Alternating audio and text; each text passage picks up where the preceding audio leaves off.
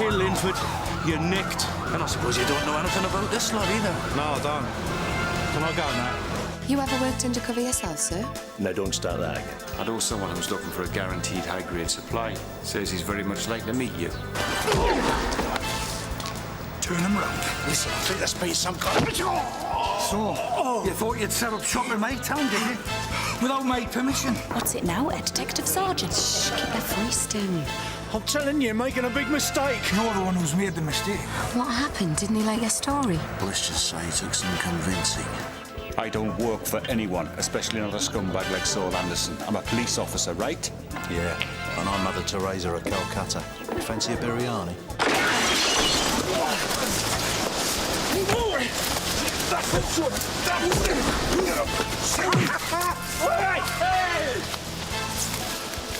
You awake, Frank?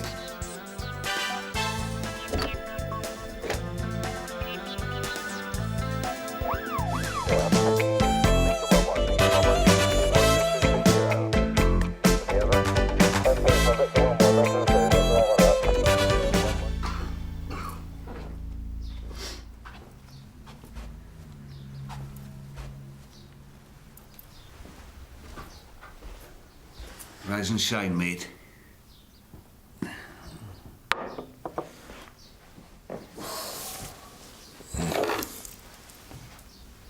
£7:15.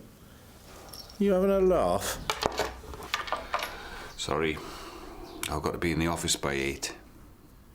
Divisional Commander's power breakfast. You should have said something before you opened that other bottle when we got back. Well, it was the least I could do after the way you saved me arse last night. Strictly self-preservation, I can assure you. If it hadn't been for you, I wouldn't be talking to Saul Anderson. No, come on. Fair's fair. If you hadn't nutted that uniform lad when he grabbed me like, well... Anyway, cheers. I reckon that makes us even. Partners in crime, so to speak. It was a bit of a laugh, though, eh? Two of us jumping off that roof like Butch Cassidy and the Sundance Kid. Who the hell's that this time in the morning?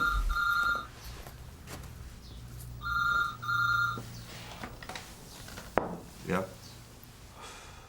All right. Right that time. That was Walker. Anderson wants to see you. Now.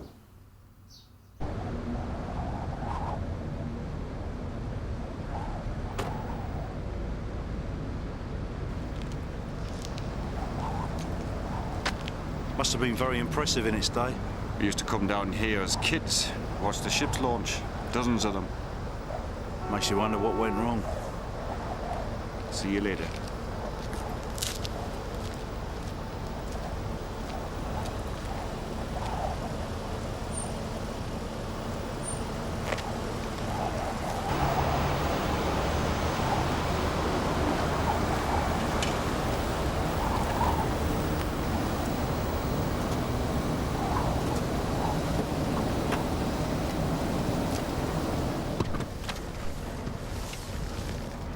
Where are we?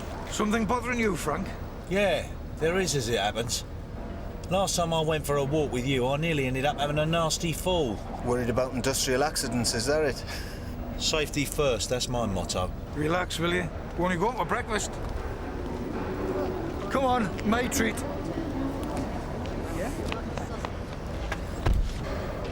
You mean he's been out all night and not even a phone call to say where he is? Sir. Well, I think that just goes to prove my point, don't you? Sir. I said he likes to plough his own furrow. You were supposed to keep me informed. Marky McGill was bad enough. God knows what to tell the Chief Constable if Burnside's gone missing too. That's it, sir. Look on the bright side. Worst case scenario, Liz. We have to be prepared. Just waiting on the scrambled eggs. So, Frank, how come you ended up with Marky McGill's old car pitch? What do you mean? How come? Well, after Marky went missing, we were told the police took a court order out on the place. No secret. The official receiver put it through an agency. Liz and I picked up the lease. Got a terrific deal on fixtures and fittings. Where you been getting your stock from since you opened? A fella called Mickey Dodds. You know him? Yeah, we know Mickey. Good grafter. Mind you, don't believe a word he tells you, like. Hell of a liar, that one. Well, I'll bear that in mind. Listen, Saul, do you think we could dispense with the 20 questions? You've seen the gear. You know it's top-line sherbet. Now I can get as much as you want. Are you in, or are you out? Not so fast, Frank. Before we do anything together, I'm gonna need a sign of goodwill. What do you mean, goodwill? You know, something to inspire trust. Didn't Dave Bonnet tell you? My last 3 shipments were all intercepted by customs. Been a traumatic year, really. Hey, Rob. Terrible. If I get stitched up again, well, I think you know where I'm coming from. I told you. My fellow is 100% reliable. You don't think I'd have moved all the way up here if he wasn't? Easy to say, Frank. Let's see you prove it. Where'd you get to? I crashed at Bonnet's. Turned into quite a night.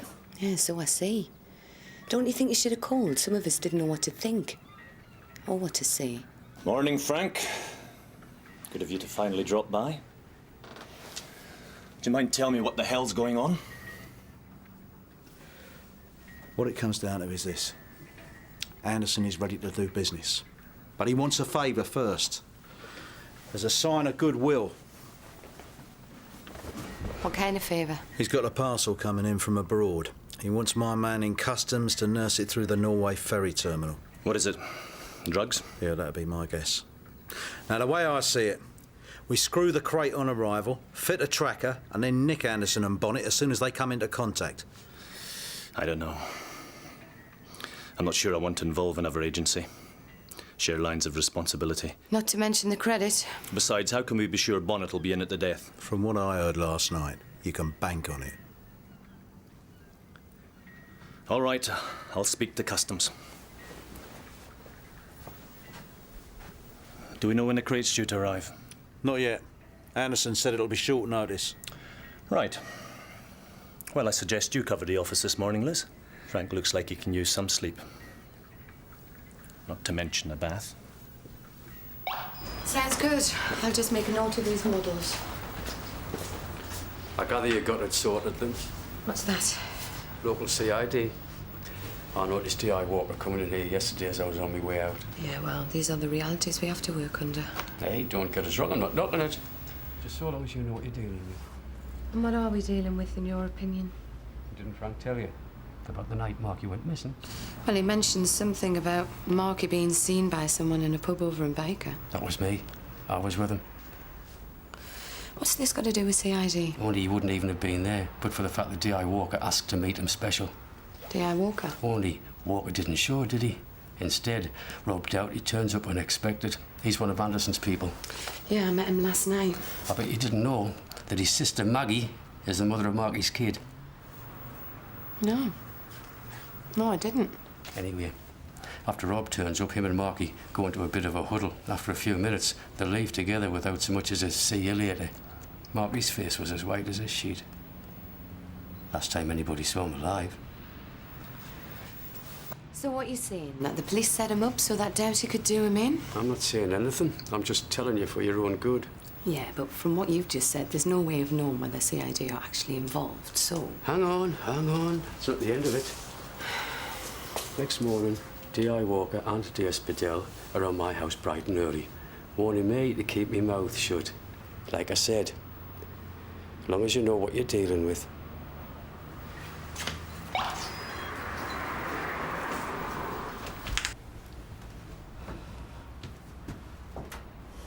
If Walker's been trying to suppress evidence about Marky's disappearance, that must mean that he and Bonnet had an interest. Yeah, a big one too. It's costing them £2 a month in lost wages. Well, Anderson must be making it worth their while. You know, the thing that gets me is that Doughty character. You know, Marky was living with his sister. Cold-blooded or what? That's families for you. Speaking of families, I've been thinking about last night, and there's no way how Cheryl won't mention that she saw me. What, even after you told her it was a surprise for your mum's birthday? No, she was the one who said it was a surprise. I just went along with her. Even so, she's probably told me Auntie Brenda already. In confidence, of course. And me Auntie Brenda won't be able to resist telling me Mum, even though she's probably told her to look surprised when she sees me. And me Mum's going to hate hearing it third hand, especially off me Auntie Brenda. So what are you going to do? I'm going to have to go and see her. You are joking. No, Frank, I'm perfectly serious. What about operational security? Listen, we're working miles away. One quick visit and then it's over and done. Well, can't it wait until the operation's over? And how long is that going to be? She's me mum, Frank. I can't keep her hanging on.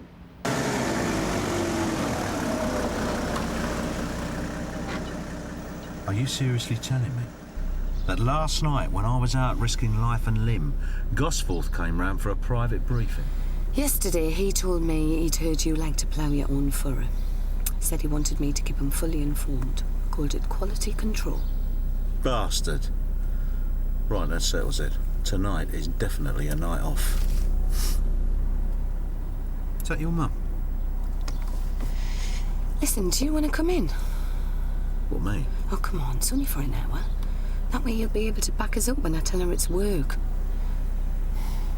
Of course, Gosforth wouldn't like it.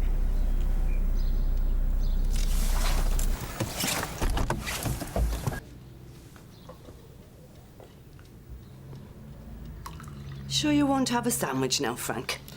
No thanks, Audrey. Oh, honestly, it's no bother. Well, all right then, thanks.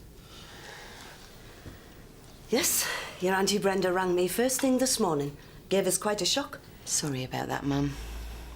Especially as we'd only spoken on the telephone yesterday. The thing is, we came up for a seminar at police headquarters.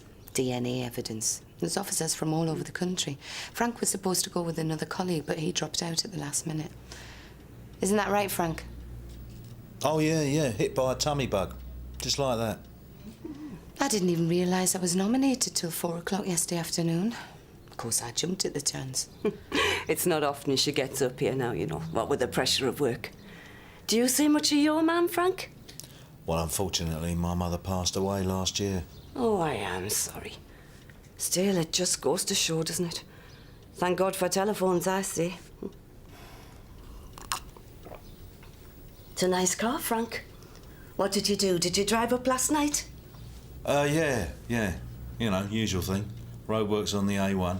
Well, you must have made very good time, seeing as our Liz didn't know she was coming till 4 o'clock. Cheryl said it wasn't quite 10 to 10 when she saw you. I mean, that's not even 6 hours, including the time it would take to go home and pack.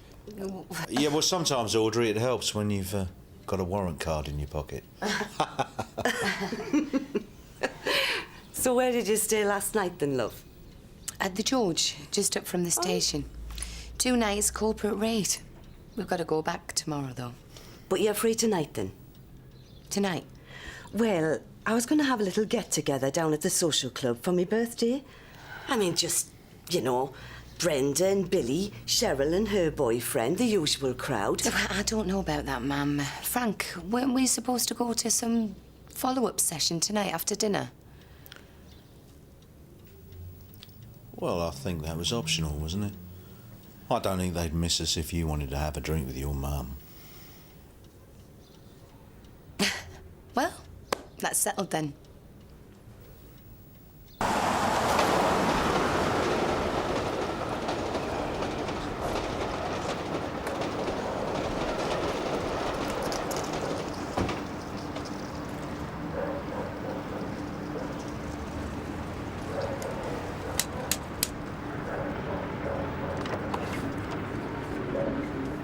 Maggie Doughty. What's it about? Just a minute, Tom. I'm speaking to the lady. Name's Liz Macaulay. Me and my partner took on Marky's old car pitch. I brought you some things we found when we're having a clear out. All right. Thanks. Look, would you like a cup of tea? I'm just about to put the kettle on. Yeah, that'd be great.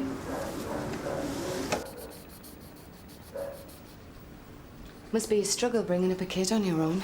Try telling that to the DHSS. If it wasn't for his Uncle Rob, I couldn't even afford to pay the rent. Have you seen the price of kids' trainers? And this isn't Marky's house, then? We had to move out. Mortgage arrears. Can't even get in his bank account without a death certificate. Oh, I nearly forgot. This must be yours, too. 100 quid? What's this? We found it in a petty cash tin tucked under the floor. Well, think of it this way. Now you'll be able to buy him those new trainers. I don't believe in fairy godmothers. I thought you said you were hungry. Why'd you really come down here? I thought you might be able to settle an argument between me and my business partner. For 100 quid? Must be something important. It's important to us. You see, this pitch we've taken over, we had a pull from local CID wanting a handout. They reckon it's an established thing, that Marky was paying them £2 a week. And if he was, what's it got to do with me? We just wondered whether it was true, and whether Marky got value for money. Marky never got arrested, if that's what you mean. But if you do decide to pay, watch out for D.I. Walker. Don't let him get you registered. What do you mean, registered? On his books. Official informant. Is that what you did to Mark? Walker used to hear things about drug shipments. Sometimes he'd put in a big claim for information money and get Marky to sign the receipt as if he'd been the source. Marky never saw a penny of it. So is that your only complaint? The money? Only complaint? Haven't you been listening? They made him look like a grass, for God's sake. Now he's dead and we're stuck here living on handouts. Well, we heard Saul Anderson's name mentioned. Aye, well you would, wouldn't you? The usual suspects. No way was he involved. You sound very sure. Look, my brother works for Saul Anderson, right? If Anderson had been responsible, Rob would have said something.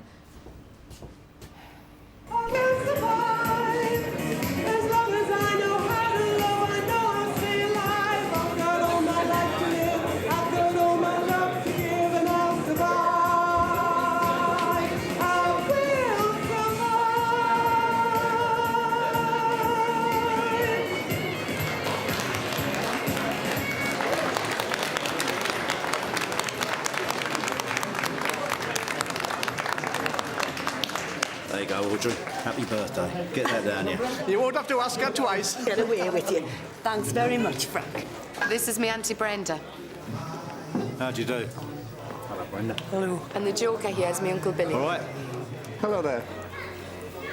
This is Liz's friend I was telling you about. Ma'am? Sorry about that, Frank. She's got this thing about me being unattached, especially since our Cheryl's always got a man in tow. Don't worry about it. Anyway, we're only playing a role. Talking of which, do you want to dance? What, to this? You got a big joke. Come on, Liz. It's supposed to be a night off. Oh. Look after me bag, ma'am. Do you fancy a twirl, Brenda? Right.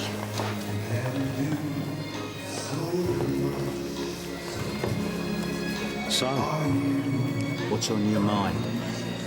Funny, I was going to ask you the same thing. Just enjoying the evening. You? Thinking about something Gosforth said. Don't tell me there's more. He said when they asked for your attachment, you were told to nominate a partner, and that was your first choice. Does that surprise you? Yeah. Yeah, it did a bit. Well, it shouldn't. Not with everything you've got going for you. What do you think of the show, Frank? Yeah, it's great. Good laugh, the old karaoke. There you are, you see. I said he wouldn't mind. Mind what? Sorry, Frank, I forgot. When you were up at the bar getting the drinks, we put your name down. You're up next. Maybe I didn't love you quite as often as I could have. And maybe I didn't treat you. He's very good, isn't he? Hey, who would have thought? Who indeed? As I should have. There's our Cheryl and that boyfriend of hers. Second best. What, that bloke at the bar, that's Cheryl's boyfriend? You were always on my mind. He's called Rob. He's a bit of a gangster, apparently. Been in the Chronicle a few times for fighting in bars. Didn't hold you. Your Auntie Brenda's not very happy, but still, what can you do? It's her choice. Hi, Liz. Happy birthday, Auntie Audrey. Oh, thanks, Pet. How long you been seeing him then, Cheryl? Few months. He comes in the bar a lot. That's where we met. Do you know what he does for a living? Actually, he's a dealer. You know, bulk discount, bankrupt stock. You can get loads of different sportswear. I see. Can you believe it? He's got 3 houses. Happy that you're mine. Little things I should have said and done. He got me this lovely deco fireplace for my living room. Listen, Cheryl, I need you to do me a big favour, OK? What kind of a favour? It's Rob. I've met him before. Now, he thinks I'm a used car dealer. Now, whatever you do, don't mention I'm a police officer. You're a car dealer? Why would he think that? Never mind that now. Just do what I say. Otherwise, I'm going to be in deep trouble. Do you understand? Promise me, Cheryl. Hello, Liz. Didn't expect to see you and Frank here. Well, it's a family celebration. We're cousins. Liz's mum's my mum's sister. Would you believe that, eh?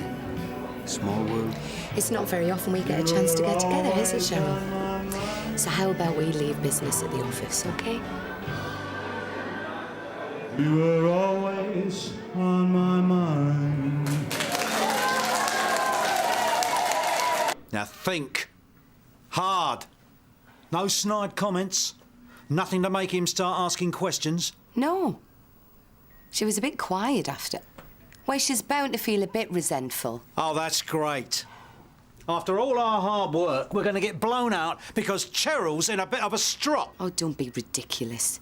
For God's sake, man, Frank, she's family.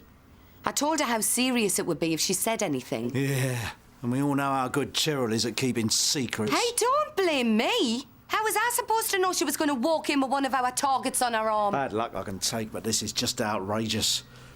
Well, I just hope that Rob's not suspicious enough to want to knock it out of her. Well, we can't take that risk. What? You mean cancel the operation? No. We got to tell Gosforth. At least as much as he needs to know. We'll have to have Rob lifted until this is all over. We're going to have to be quick then.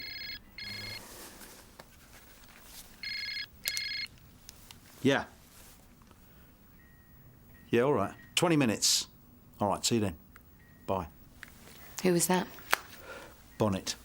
He wants to see me right away. Interesting timing. Are you sure that's a good idea? I don't think we have any choice. Here. You can bodyguard me.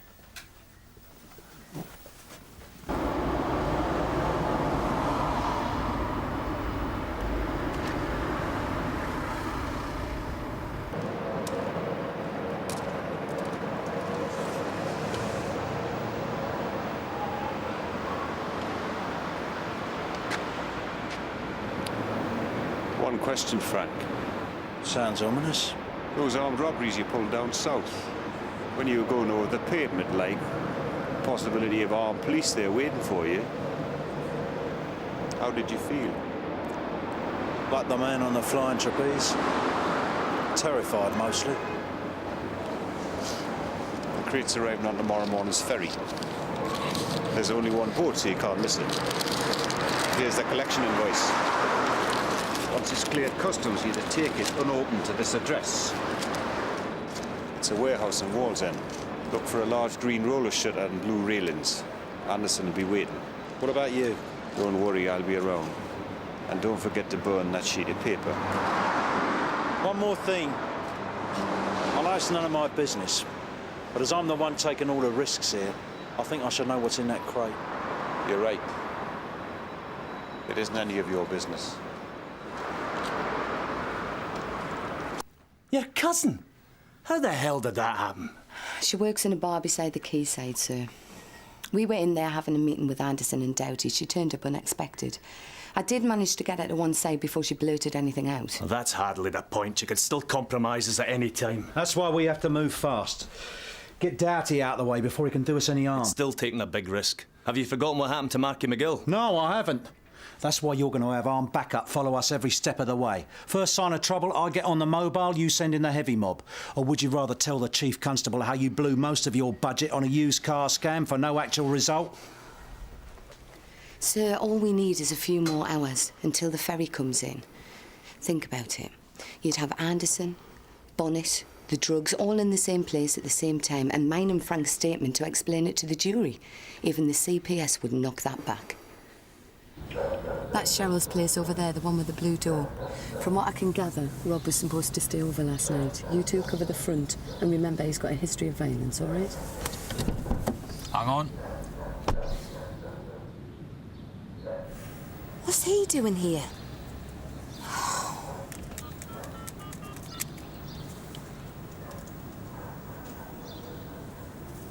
Come on, Frank. Hello. Frank, it's Liz. We've got a bit of a problem. We're outside Cheryl's house. Walker's turned up. He's speaking to Rob. Has he seen you? No, we're well back. What's going on? Any ideas? Hold on. They're going towards Walker's car. Looks like he's come to collect him.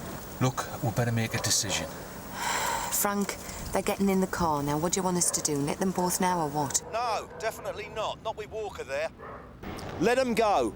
Tell Derek to keep eyeball. You pull Cheryl, try and assess the damage. Then call me back. I wondered when you'd show your face. Mr. Bentley. That's right. Everything okay? Would you come with me, please?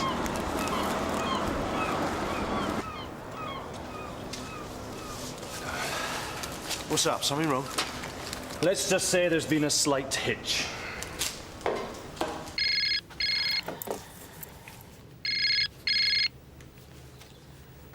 Derek, where are you? Wall's End. It's no good, Liz. We've lost him. You what?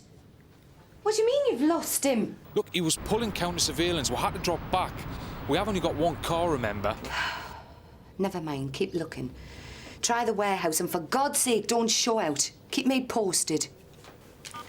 Why didn't you say something, Liz, that first night?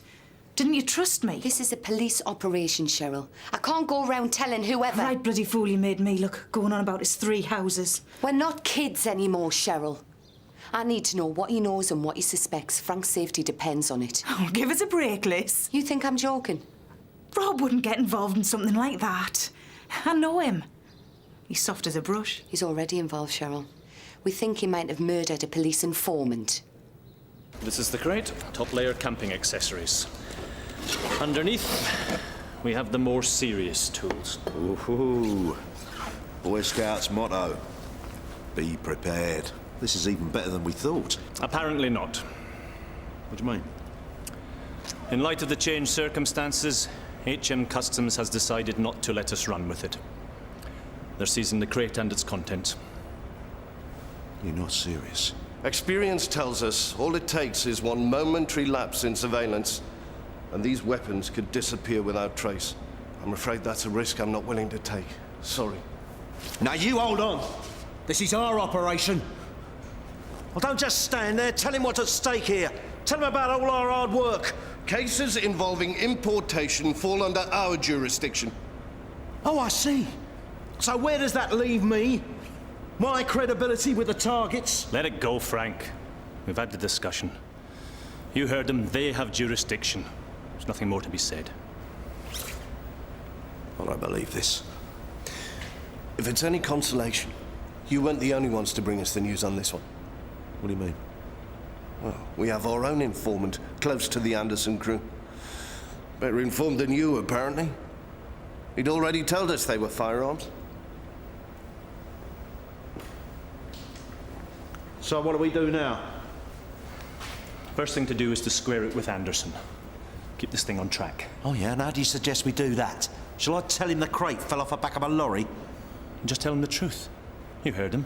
Customs already knew about the crate. This isn't down to you. And do you really expect them to believe that, do you? Just like that? Well, you are the undercover expert.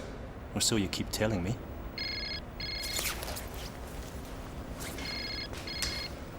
Hello.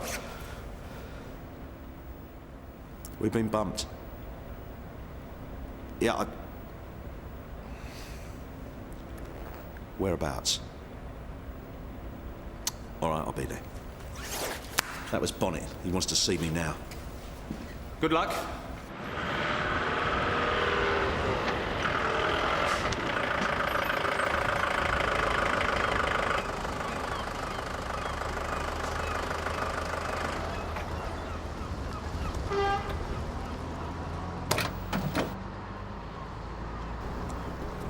What's going on? You tell me.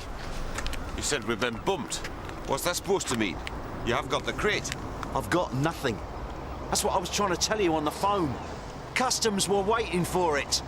We've been grassed up. Come on, Frank, you can do better than that. That's not even funny. I'm telling you, it's been nicked. My man said it was guns, for God's sake. You never said nothing to me about guns. Right, you, get lost. You what? You heard, get a taxi or something. Get in the car. What about the van? Get in the car. Don't make me ask again. How much does he know? Talk to me, Cheryl. Tell me you didn't see anything about last night. I said I wouldn't, didn't I? Yeah, I know what you said. But what I want to know is why you won't look me in the eye. Look, I haven't said anything about last night, all right? It's just... What? I think I might have mentioned something when we first started going out. Define mention something. Just about me having a cousin in the police, nothing else. It was months ago.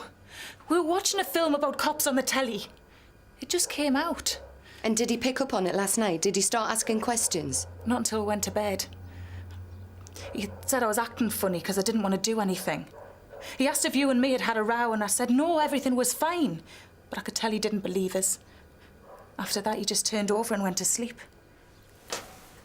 Has he spoken to anyone since last night? Any telephone calls?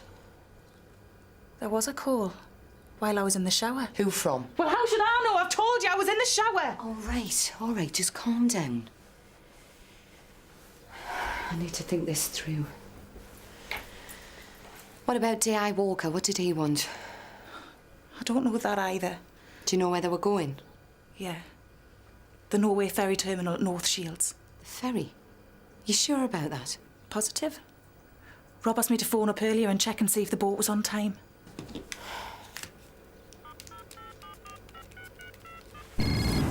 Don't answer it. What do you mean, don't answer it? It might be important. Let me put it another way. You mad bastard! What do you do that for? Security. Don't worry. If this turns out well, I'll buy you another.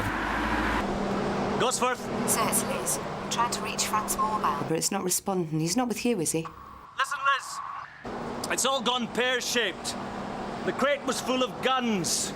Customs refused to let it through. And where does that leave Frank? Well, unfortunately, Bonnet and Walker picked him up in the car park before our team got into position. We're still trying to locate him. Customs told us that he had a tip-off from someone else on the inside. Frank thinks he knows who that might be. Yeah, well, that makes two of us. Look, sir, was Rob Doughty there when they picked Frank up? Yes, at first. But he kicked him out and he legged it. Why? I think I know someone who might be able to help us.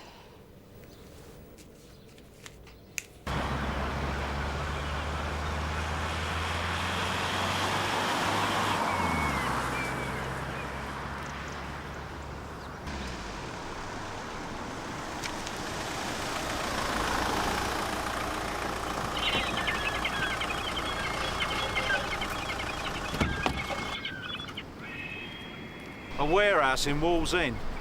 Like I said, security. I wish you'd told me. I'd have brought my bucket and spade. No, Liz. I can't do it. I won't. I'm not asking you, Cheryl. I'm telling you now. Give us that number. No, why should I? After the way you've used us. You what? Coming up here, telling lies, sneaking around like some kind of bloody spy. Admit it, Liz. You've only been using me to get it wrong. Oh, don't be ridiculous. Me bumping into you was an accident. I was doing me job. Aye, and that's the difference between us, isn't it?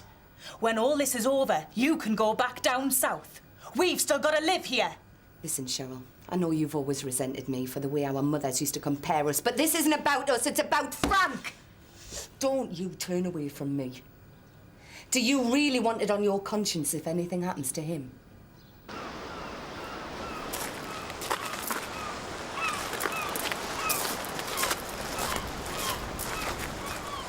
Aren't you going to kiss me? Come on. I expect to be kissed when I'm being screwed. It's the truth. Never mind the truth, Frank. I don't want the truth. I want an explanation. I want to know how come every time I move a package into the country, it gets nicked. I thought we'd clear up this particular problem. Obviously, I was wrong. Okay, Terry, sort it out. Now, hold up. Before you start knocking lumps out of me, just listen. I think I know what the problem is here. OK, Frank. You've got 30 seconds. We all know that there's a grass, right? 25 seconds. Now, who actually knew what was in that crate? 20 seconds. My man in customs said that they'd already heard that it was guns. Someone on the inside. Well, that couldn't have been me, could it? Because I didn't know anything. Now, the question is, who did? That'd be you, me, and Rob. Right, Dave? But don't forget, we've only his word any of this even happened. I know that. But what if he's telling the truth? What if he isn't? Inside job, they said. Well, you're hardly likely to blow your own deal. My money's on Rob. Where is Rob? Anybody seen him?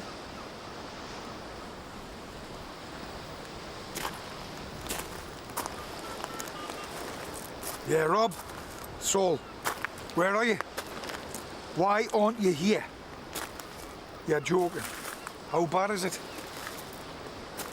Right. Go see her first. Then I want you here within the hour. Is that clear? What is it? He says his girlfriend's been involved in a car crash. He's on his way to the hospital.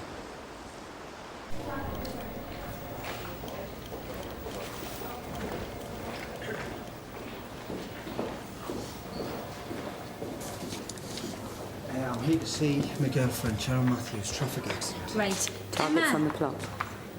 could you take Mr. Doubtley over to Ward 4, please?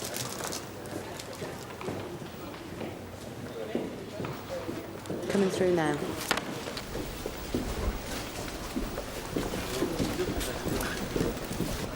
Robert Doughty, Superintendent Gosforth. Flowers. Are they for me? Cheryl. Keep your voice down. There's a good chap. You're in a hospital. All right, Rob, I haven't got time to mess about. We've checked the warehouse in Wall's End. Tell us where they're taking Frank. Sorry, I don't know what you're talking about. Come on, Rob. We've been following you all morning. You were seen together down at the ferry terminal. You must know where they've gone. Am I under arrest? Because if I'm not, I've got business to go and do, you know. Sit down! I don't think you quite realise just how much trouble you're in. And this time you won't have Walker and Bonnet to bail you out. Oh, no. Not the overdue library books again. I'll take them back tomorrow, I swear. That's it, Rob. You keep playing Jack the Lad. Keep taking the piss. Oh, thanks. I'll do my best. I hope you've got a smart crack for your sister when I tell her it was you and your mates who killed the father of her child. Oh, yes. We have 2 witnesses. Can place you and Marky in a pub over in Baker. You were seen leaving together. That doesn't prove anything. Try telling that to Maggie the next time you drop in to pay the rent with your blood money. You listen, you bitch. You leave Maggie out of this or I'll kill you. Do you hear? Just take it easy, Rob. All we're looking for is a little cooperation, that's all. What, against Sol Anderson and Dave Bonnet? Do you know what they do? Well, sorry, Rob. It's either that or we tell Anderson who tipped off customs about his weapons crate.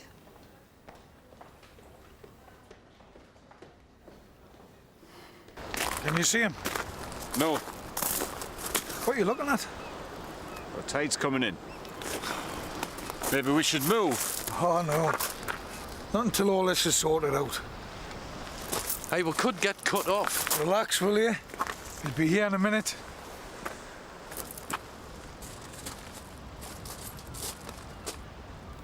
First thing I want understood is I had naught to do with Marky's killing. Do you hear? I never laid so much as a finger on him. I want that in the record. Who did kill Marky? Was it Anderson? No, it was Walker and Bonnet. Go on. They were waiting in the pub car park for him. Bundled him into the boot and took him out of the coast. Did him with a couple of garden spades. Cut his bloody head off. What was it about? They were using Marky to claim information money from the customs investigation team. Then Sol smelled a rat. So they had to get rid of Marky before Sol hammered the truth out of him. Where's the body? They buried him out in the links, near Whitley Bay, near the lighthouse. Oh, I saw the whole thing. Oh, he begged me to help him. There was nothing I could do. So with Marky out of the way, you stepped in as Walker's dummy informant, giving away Anderson's drug shipments for cash, is that it? Sol's a flake. You never know where you are with him. Walker said they'd protect me. Make sure Maggie didn't find out about Marky. They said not to worry, because this time Frank was going to take the blame. Where is Frank? Come on, Rob, where have they taken him?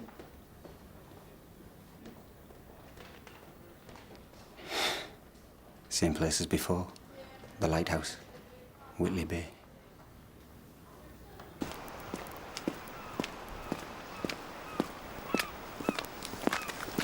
It's been more than an hour.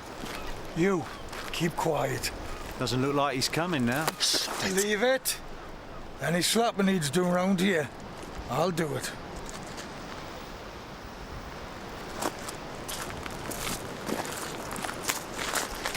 Come on, we're wasting time.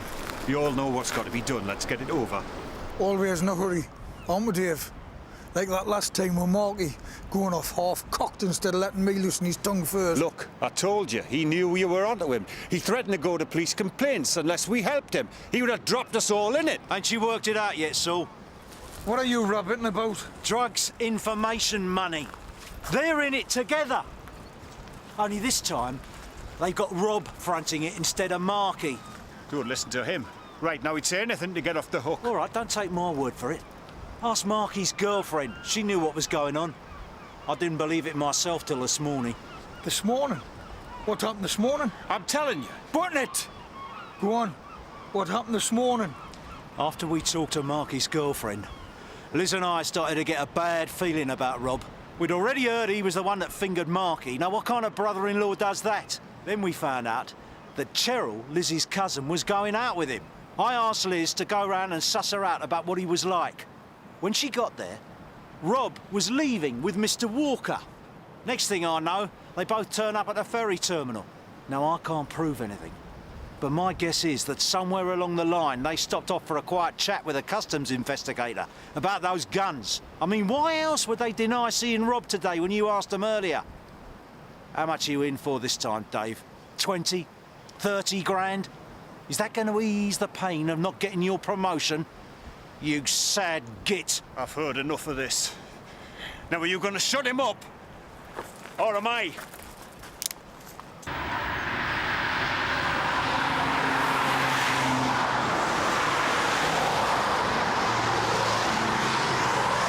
Is this the way it's going to be then, Saul? You're going to let him shut me up the way he did Marky? Put the gun down, Dave. Don't tell me you believe all that crap. I said, put the gun down. I'm sorry, Frank. You've left me no choice.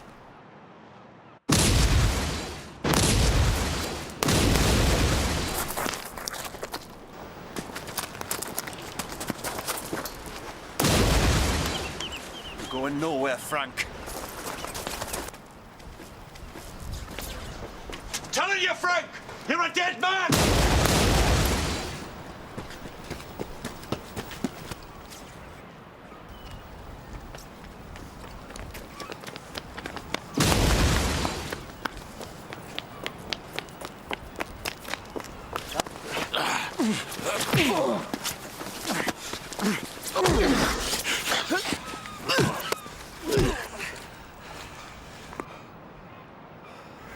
Say good night, Frank. No, police! Stay where you are! Drop the weapon! Oh, you're good. Drop the weapon! Do it now! Put the gun down before it's too late. For the last time, put the gun down! Put the gun down! I'll see you in hell, Frank.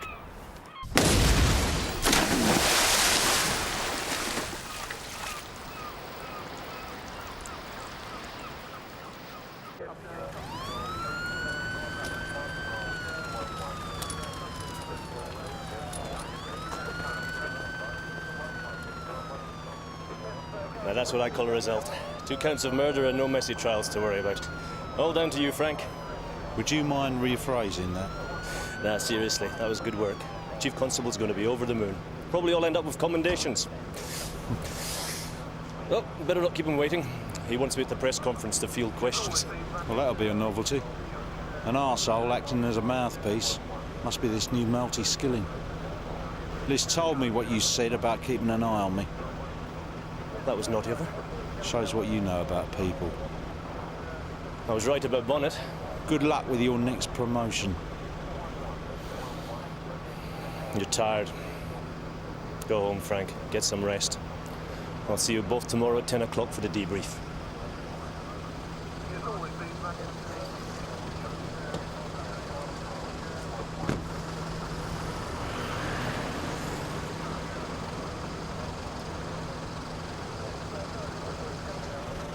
There you go. Present from Whitley Bay, 3 sugars. I heard about that stunt you pulled with Rob. I owe you a drink. Well, I had to do something. It was my fault Cheryl got involved. Well, look at it this way. If you hadn't bumped into Cheryl, and she hadn't been going out with Rob, that could have been me laying out there in the water. Yeah, and we would never have heard you Elvis Presley. Less said about that, the better. Do you remember the times we had on this beach? Every summer. You, me and your dad. And our Cheryl in that awful yellow bathing costume, eyeing up all the lads. You know, I was starting to forget how much this all means. When you going back? Day after tomorrow. So soon? Well, the job's over, Ma'am. These days, they can do all the paperwork on the internet. Well, where will you go next? Back to Hendon, I suppose. Unless I get a better offer. I don't suppose you've ever thought of coming back here? It's just I saw something in the paper about a shortage in recruitment. I think after all this time, London's kind of in me blood. But I do know one thing. From now on, I'm going to try and visit more often. That'd be nice. Make sure you pop round and see our Cheryl before you go. Yeah, I'm going to see her later. What's going to happen to me? I wouldn't worry. Now Rob's turned Queen's evidence, he'd be too busy watching his own back to bother about you. I suppose I should thank you for setting me straight about him. What with my track record? I should be getting tips from you. Look, I'd better be going. We're a barman short tonight. Right. Bye, Frank. Nice meeting you. And you. Take care.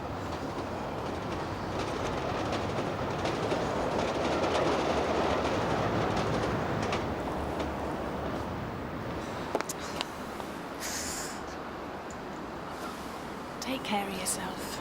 Yeah, you too. All right, then. I'll see you soon. Yeah.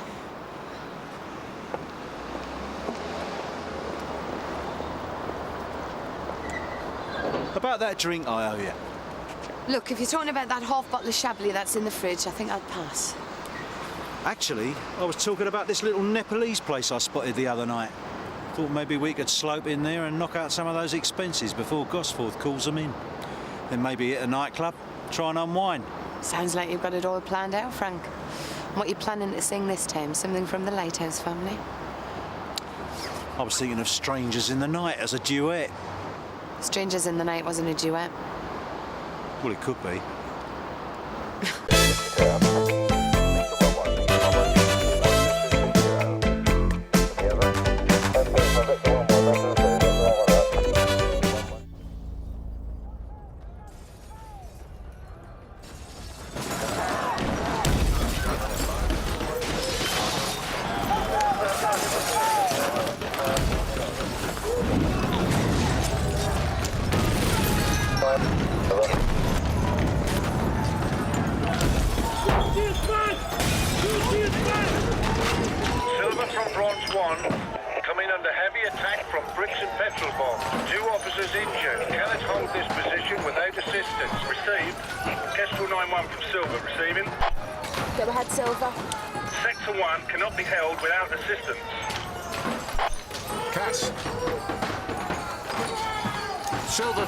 What's the reserve situation?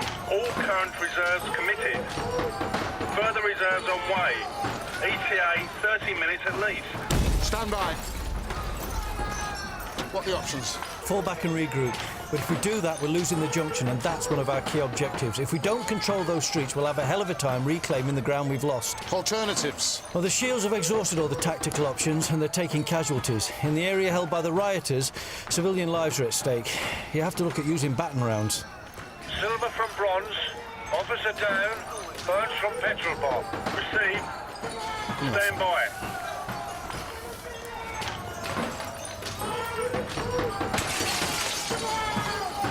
Derek Conway, sir, designated senior officer.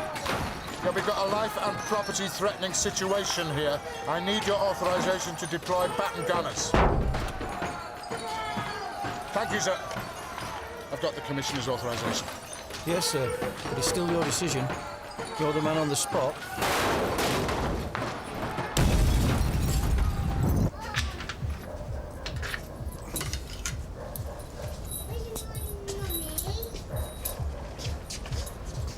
You just moved in? Yeah, Danny. Tracy. And what's your name, mate? He's called Dale. Hello then, Dale. Don't say much. He's still at that age where they're a bit thick. I reckon he knows more than he lets on, innit? Yeah, well, that's normal for around here. So, can you paint your own door, or do you have to get the council in? Well, you could paint your own, but I wouldn't bother. Why? They get kicked in. Oh. Bad, is it? Could be worse. You brought much with you? Not a lot, really. Most of the stuff worth having stayed with my wife. Oh. Well, I sometimes hear things, you know, household gear, so let me know. Right, be safe. See you later, Dale.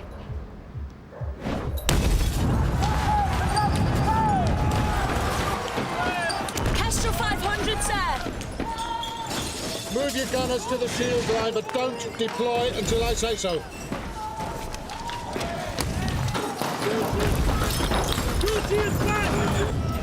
I need a better view before I start the shooting. No, I'm sorry, sir. What? I'm responsible for your safety and I can't watch your back in the middle of that. Quite right. Tony, can you edge round so that we can see this junction from the high street? Sir. Right. We don't want to get cut off from the troops at a time like this. Look, I want to see for myself before I press the button, Andrew.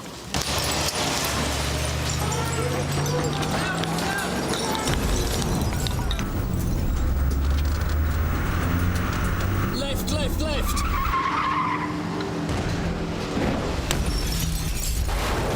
Tony, get us out of here!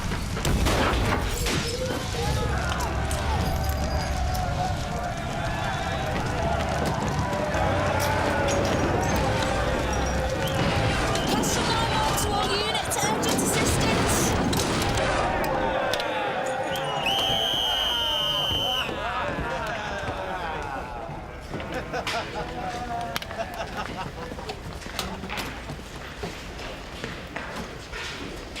Well, thank you, Mr. Conway. That's the end of the exercise. So now we'll move straight to a hot debrief and discuss just how you screwed up.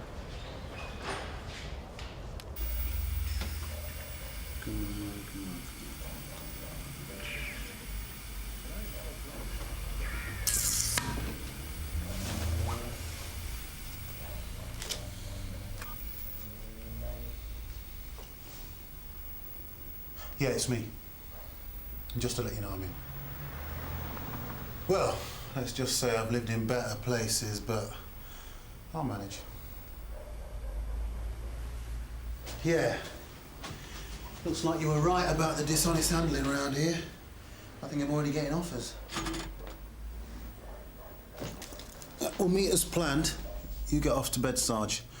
I can cope. The natives are friendly enough.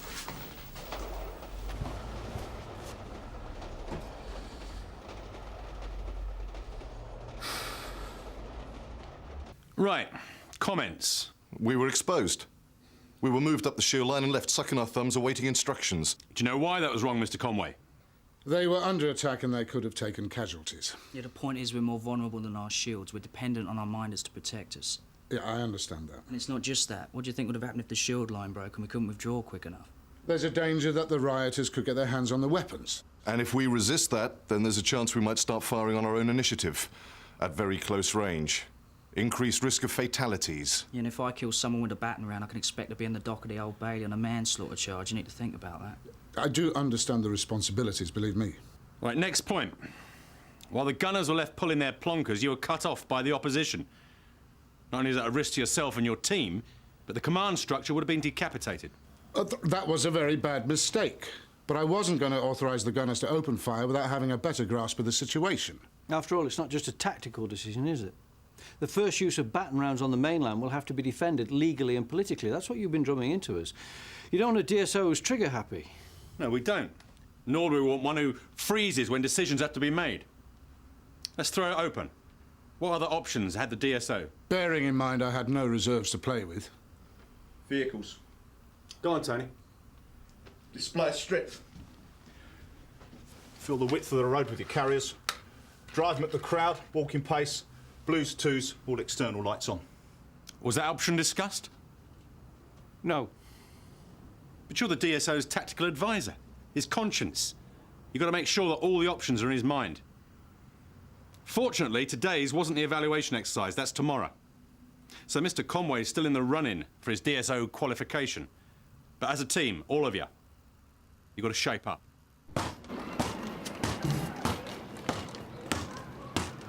Here, do you reckon people ought to have their doors what colour they want? Nah, it could end up looking like a jungle, couldn't it? Oi, watch it, will ya? Oh, sorry, darling. Looks like his dad, does he? How'd she know? Quite must have been a dark night, 'cause he looks like Uncle Rex to me. Get all sorts around here, don't you? Yeah, mostly trash these days. No, thanks. I weren't talking about you. Yeah, I know, I was only having a laugh. Doing a proper job on that, aren't you? Yeah, I might as well. Got enough time on my hands. Not working. No, between jobs, you know what I mean? Tell me about it. So, you know, like I said, I'm up for anything by way of a bargain. I'm gonna get this place together. What do you want? Boy, truth is, I haven't got much of a clue. Up till now, there's always been a woman to take care of all that. About time you shaped up then, innit? Yeah, I know. But I need a little help getting things together. What can you cook? I can open a tin. What about microwave? They're easy. Yeah, but you're talking, what, hundreds? I could find you one for 50. Well, that'd be all good. But I don't want one with someone else's crap all gunked up in it. They're brand new, in a box. Yeah, that'd be safe. Folding money. Of course. Right, I'll get back to you. Cheers. Cheers.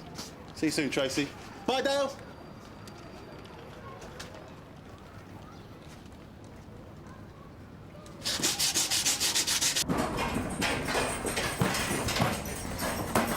Halfway there, Mr. Conway.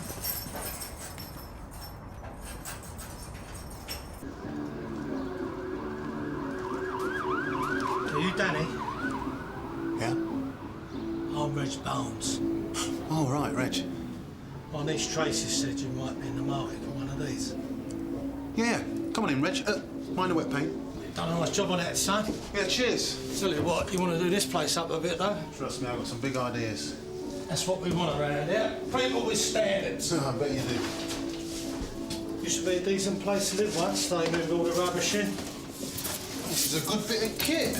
Oh, it's top of the range. Stands you in 1.5, 180 down the shops. Yeah, I can believe that. I'll take 50 quid for it. You got a deal, Reg.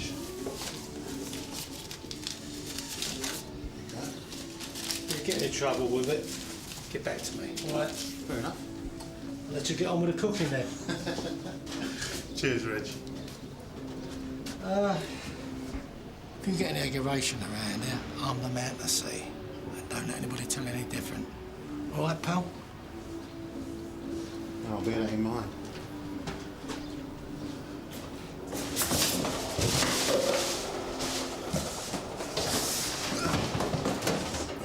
Very nice.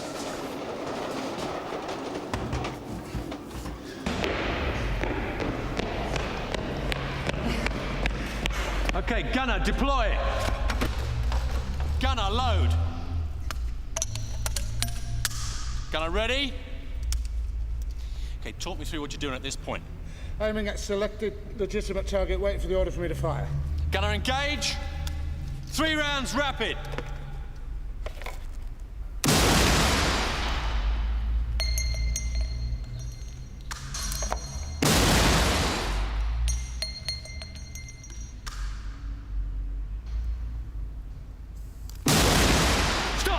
Stop!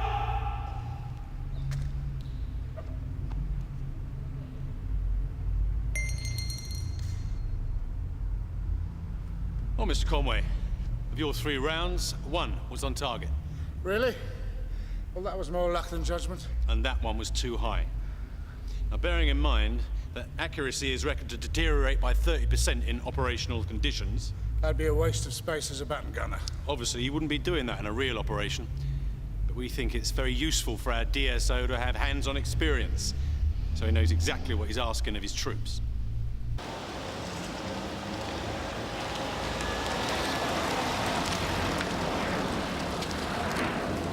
How's it going, Danny? Good.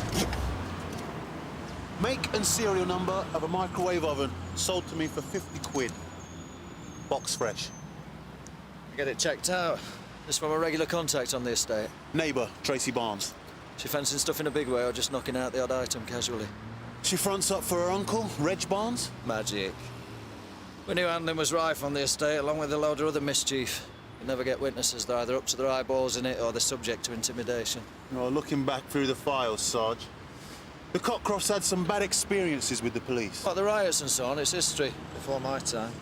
Yeah, but you can understand why they might be a bit backward in coming forward, apart from the intimidation. Point is, Danny, we're not dependent on the residents' civic virtue with you in there. We've got a professional witness. Yeah, it seems to be working out. Excellent. Worth your weight in gold on a job like this. How do you mean exactly? We're not going to pick you out as the old Bill, are they? With the new hairstyle, I mean. Yeah.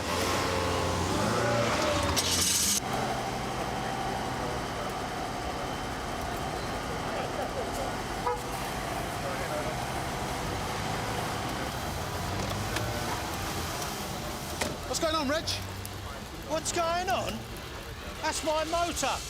Oh, boy, that's rough. What, was it electrical fault? No. Well, what then?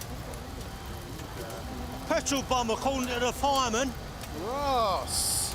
I would want to do a thing like that. If I knew for sure, son, I wouldn't be standing here, would I?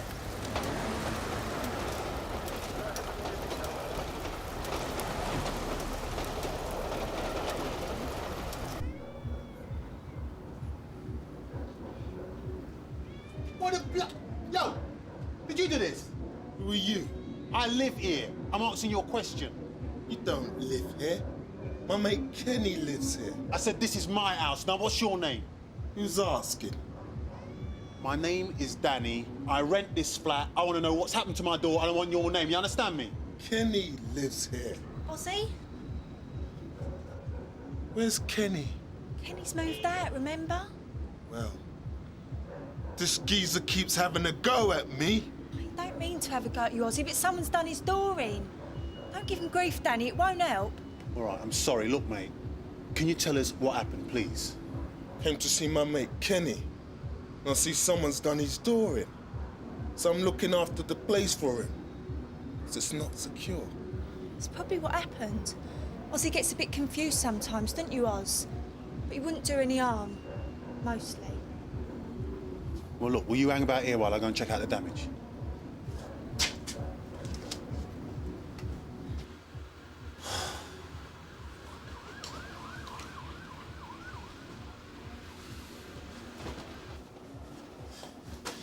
Oh,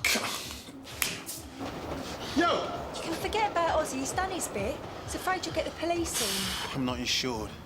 Anyway, what am I going to get out of the police apart from grief? You're dead right there. You lost much. The microwave, my CD player, loads of CDs, all the stuff that was worth having. Come and have a cup of coffee, Danny.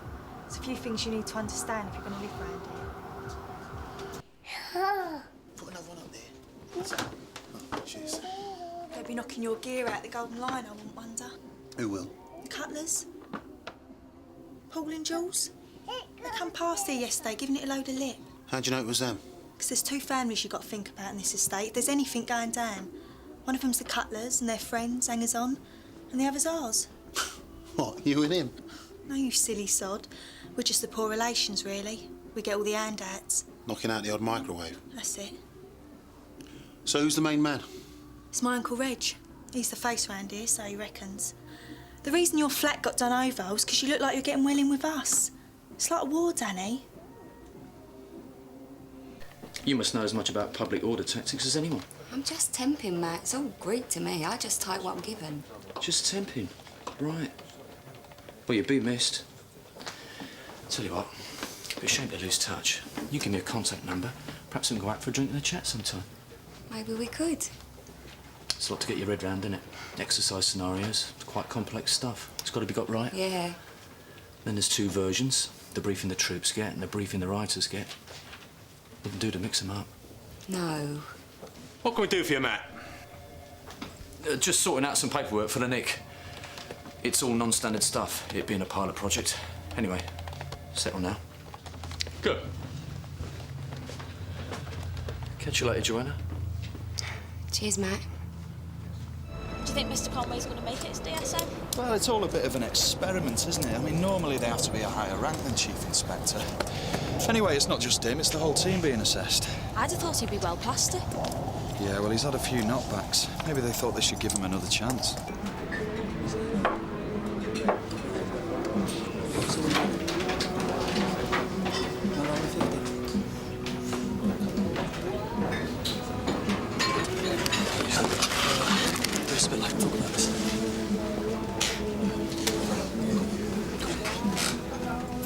You're the cutler boys, yeah? Who's asking? Danny. I just moved in around here, you know? Yeah. I don't want to get off on the wrong foot. Yeah. Well? I want some property back. Oh, do you? Yeah. I can pay a finder's fee if that's what's wanted. Well, Sunshine, that's a definite maybe, isn't it? See, all I'm looking for is a quiet life. You understand? It's worth a lot to me. I try to get on with all sorts. Funny that. We don't bother.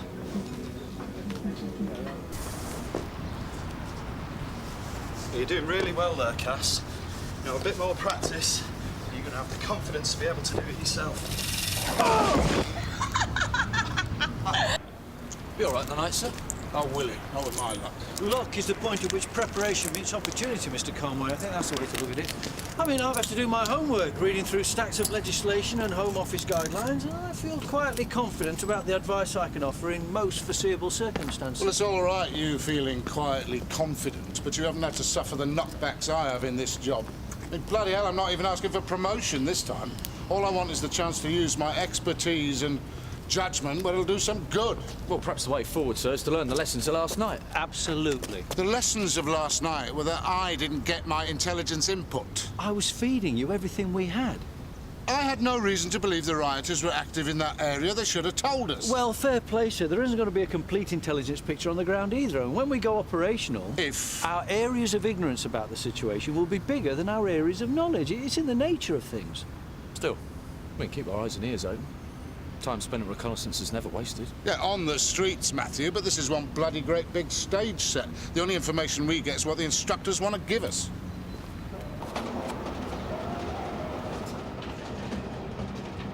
What's your trace? It's not going to work. Yeah, this stuff is the business, I'm telling you. It's stronger than the wood. I'm fitting a new lock with a reinforcing bar running down the inside of the door frame. You can slow them down, Danny, but you can't keep them out if they're keen enough. Yeah, well, that's why you have to try and stay on the right side of people, innit? Touching your toes for scum, you mean? Well, sorry, but if you can't beat them, you've got to join them, innit? Oh, you made your choice then. Don't come bellyaching if it ends in tears. No, hang on. I'm just trying to get on with my life. I don't want to fall out with nobody. Look, I'll tell you what. I know a few people could use your electrical gear. I could take some of it off your hands, sell it on. I'm that kind of a guy, Trace. I like to keep everybody sweet. I thought you was all right, Danny, but I don't know now. Cash up front, Tracy. I thought you was skint. Yeah, well, that was before when I was trying to get a bargain, innit? Oh, more bloody aggravation.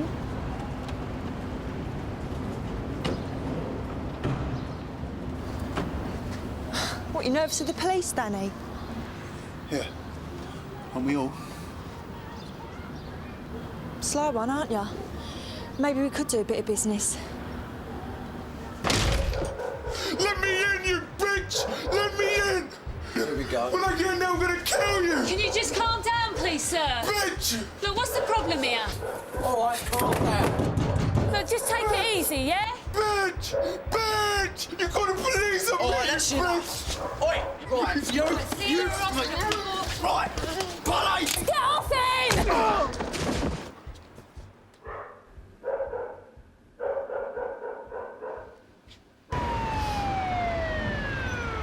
We're making a meal of this. Aggravation for some poor sod, I suppose. Yeah, well, as long as it ain't me. Why would the police be interested in you, Danny? When I was younger, a kid, really, Yeah? I was a bit like Batman, you know. Hey? Couldn't get by without robbing. And what about now? Nah, wouldn't do that stuff now. I'd have a little dabble. if there was something good going down. You want to talk to my Uncle Reg? He could put a bit of work your way. I'll talk to him. I mean, like I said, I try and keep him with all sorts, but your Uncle Reg, Trace? Yeah? Well, it seems like he ain't the main man anymore. You don't want to believe that? No? So what happens when the cutlers get well out of order? What does Uncle Reg do? Crack down on them by refusing to sell them pop-up toasters? You can laugh about it, but I wouldn't want to be with the cutlers when Reg moves against them. Look, they're young and they're handy. They frighten me, Tracy, and I ain't an old man. How do you think Reg Barnes got his name round here? Well? He took a bloke's kneecaps off with a sawn-off shotgun. He ain't too old to do it again. Look, let go of your brother, love. We've got to get him to hospital. You can go with him. Get off me, you bastard! Look what you've done! Well, we had to restrain him. Restrain him? You smashed his head in! The first thing is to get your brother hospital treatment, Miss Davis. I think we can all agree on that. He was banging on his own front door. Is that a crime? Why don't you get guns and shoot him for it? We had a shout, Sarge. A man trying to gain entry to a flat by force and using abusive language. He went for me as soon as I spoke to him. Polly didn't have a choice. Well, I never meant to... Later, not here.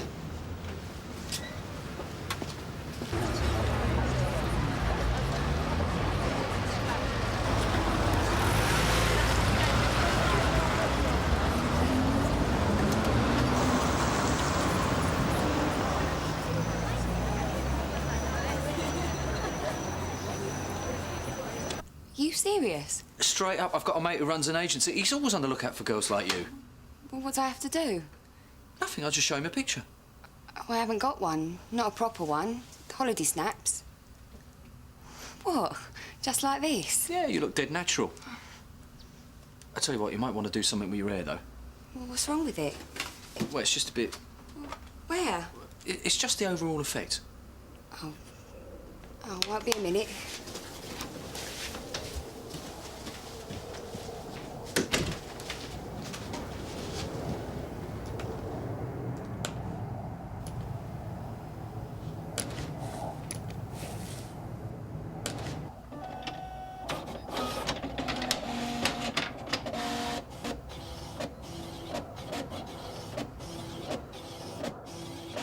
This is a bit of a choker, Sarge. Tell me about it. We've already got a demo down at the station. Ozzie Davis croaks. We're going to have serious trouble on that estate. In the middle of a delicate operation on the Cockcroft. Last thing I need is uniform whacking a resident. Well, it's done, I'm afraid. Listen, you're getting anxious about your safety. You pull out at any time, you know that. No. I'll let it run. I just hope they don't steam in and break my head open. Checked out the serial number and the names. By the way, your microwave's part of a lorry load hijacked on the M20. Well, that's something. Of course, I've had the evidence nicked now.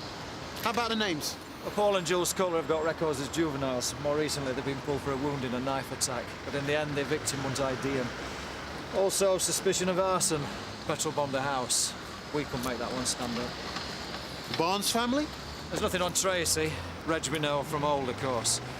Armed robbery as a youth, more recently a fray, handling, and possession of an unlicensed firearm.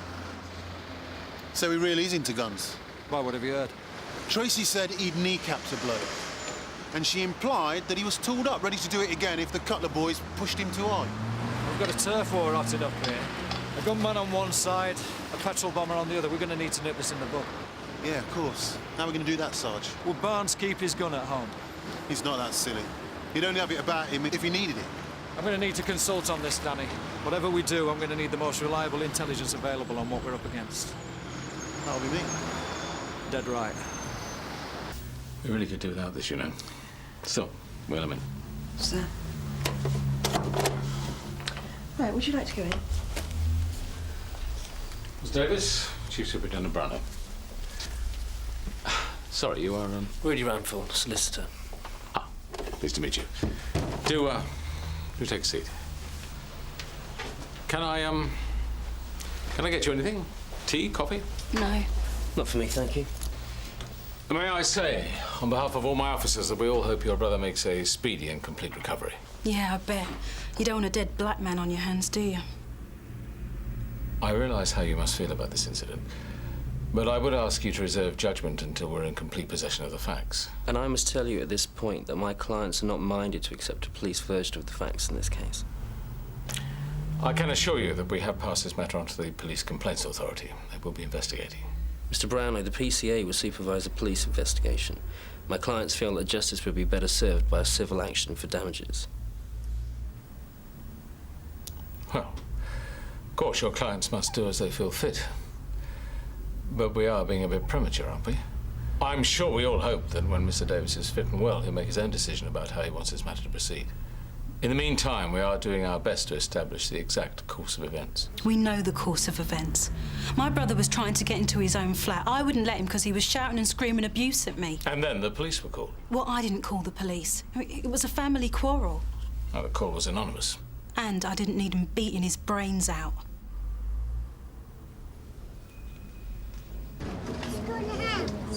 How you doing, Trey? All right. What's the matter? I've got an interview this afternoon with the SS. I mean, they keep you hanging about and Dale play up if I take him. What? Can't someone mind him for you? Well, my mate Loretta's going to have him. Ozzy's sister. Of course, she's had to drop out now. What are we talking about, a couple of hours? Yeah. Well, I can keep an eye on him. What, really? Yeah, why not? He's not that much of a tear away, are you, Dale? Oh, that'd be magic. What, shall I bring him round when I'm ready to go? Well, my place is still a bit basic. I mean, he'd probably feel more settled with his own toys and stuff around him, wouldn't he? Yeah, of course. Come and sit in mine. You sure you don't mind? Of course not. Oh, cheers, Danny. So you're telling me there are firearms and petrol bombs on the Cockcroft? Well, that's the picture from our man on the spot. What do you suggest we do about it? Well, under normal circumstances, I'd say we'd shut our Boltwick lasers operation. Time to pull him out, get the TSG in, do a sweep search of the whole estate, and see just what weapons are available. Yes, but these aren't normal circumstances, are they, Jack? We've just put a resident of the Cockcroft in hospital. The last time we tried swamping the Cockcroft with uniform back in the 80s, it provoked a riot. We had blazing tyres dropping on us in the walkways. What about a pinpoint operation? Fast entry team could get in there, take out the villains and weapons before the estate wakes up. Yes, fine. If your man can target things very precisely. Otherwise, we could be facing in real life what Derek Conway is playing at in Hounslow. That is my secret weapon. It's a big frog. 5 seconds. Is that all right for you? Tin is open. Sploof. You stay there, I'll be back in a minute.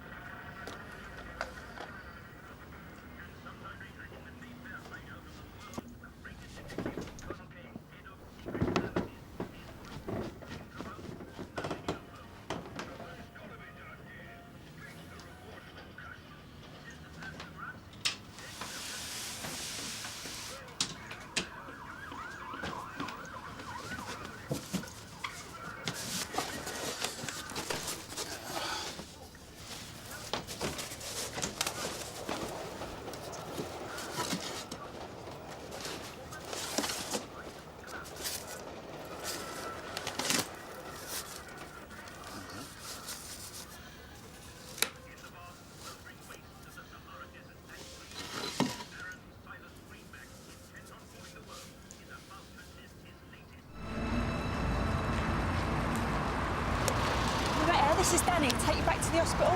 Cheers. Bye, Loretta. See you later, Danny. Owe you that drink. Yeah, I'll be there. Some news, right? Yeah, thanks.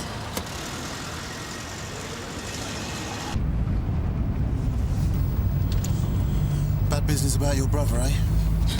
The police hang around the hospital like vultures. Bastards. It's all wrong, man. I reckon if the police show out on the estate, they're gonna get a good beating, you get me? That's nothing to do with me. The last thing I want is more aggravation. All I'm asking for is justice. Well, people are really angry. Yeah, well, you know what some of the guys are saying. Self-defence is no offence. And that includes defending yourself against the police.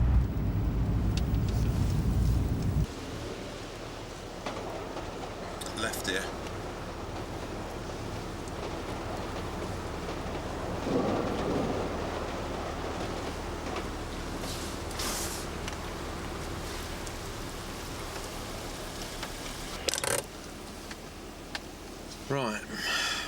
But there's no sign of a fight going on here.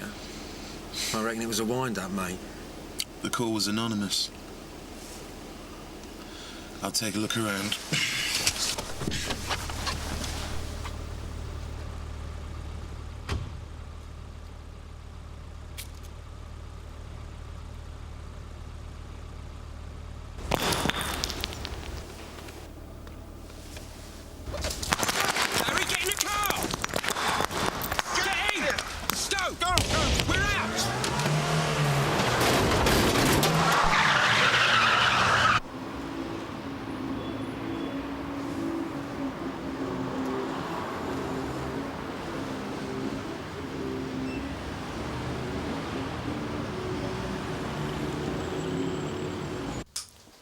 Baton rounds are dangerous. They can cause serious injury or death. The legal responsibility for firing is yours. Do not fire unless you have authority. Do not fire indiscriminately. Rather, aim at selected targets. Aim directly at the lower part of the body. Do not aim at the head. Do not fire at less than 20 meters range unless life is threatened. Keep a record of the reasons for firing, number of rounds fired, and any hits. Let's go to work.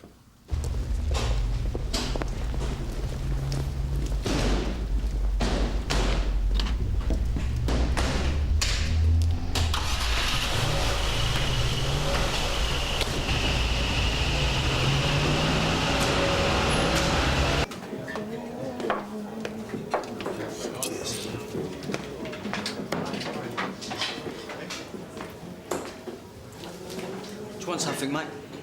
You want to be the main man on this estate, yeah? Nah, we don't want to be. We are. Depends how you shape up when this place goes off, because it's about to. What are you saying? I'm saying that the people on this estate are ready to start fighting back. Next time the police come pushing their luck. Well, we're up for it. I want to piss on the old bill if they was on fire, do you know what I mean, mate? Yeah. You might be up for it, but you've been treating people around here like dirt. When the law comes steaming in, they won't be waiting for you to tell them what to do. So who's going to front them up then, eh? Old Reg Barnes? What's he going to do to the old Bill? Trip him up with his Zimmer frame? You know what stops the law in their tracks? So what are you talking about then? When a gun goes off, it's brown trouser time for the boys in blue, yeah? You saying Reg is tooled up? A shooter? Well? That's what I've heard. Yeah, what you've heard? It's a double-barreled, sawn-off shotgun. About so big? What, and you've seen this? Tracy has, and I'm well in with Tracy, you know what I mean? Yeah, well, Reg might have a gun, but he ain't got the bottle to use it. Nah, you don't want to depend on him. And what are you bringing to the party? Nothing as far as I can see, apart from a lot of mouth. You tell your lot we're ready to go the distance. And we're equipped. Nobody's interested in how big you can talk, mate. We want to see what's backing it up. Come on.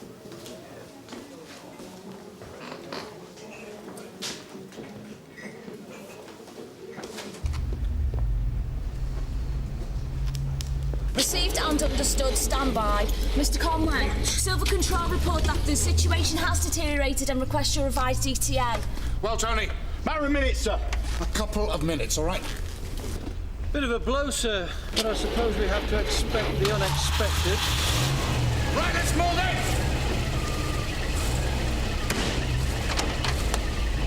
Kestrel units from Kestrel 9-1, we are underway.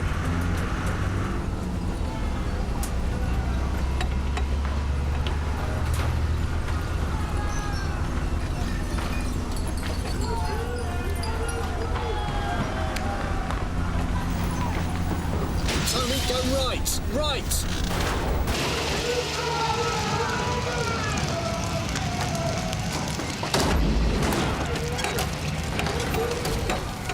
Sorry, sir. Being so heavy, they take a long time to stop. Silver from Kestrel 9-1, Kestrel units are at scene.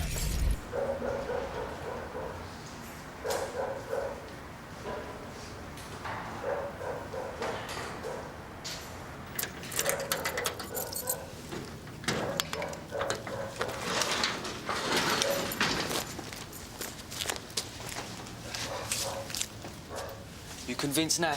So what, you'll use these if the police come steaming in here, will you? Look, anyone who steps on our manor gets one of these right up the arrows. That includes the police, old Reggie Barnes, or yourself. Every attempt to take the junction has failed. You've got elements of the crowd attacking from 3 directions in this sector. Arson reported from the area under the rioters' control. Get me Silver. Silver from Castro 9-1 receiving. Go ahead.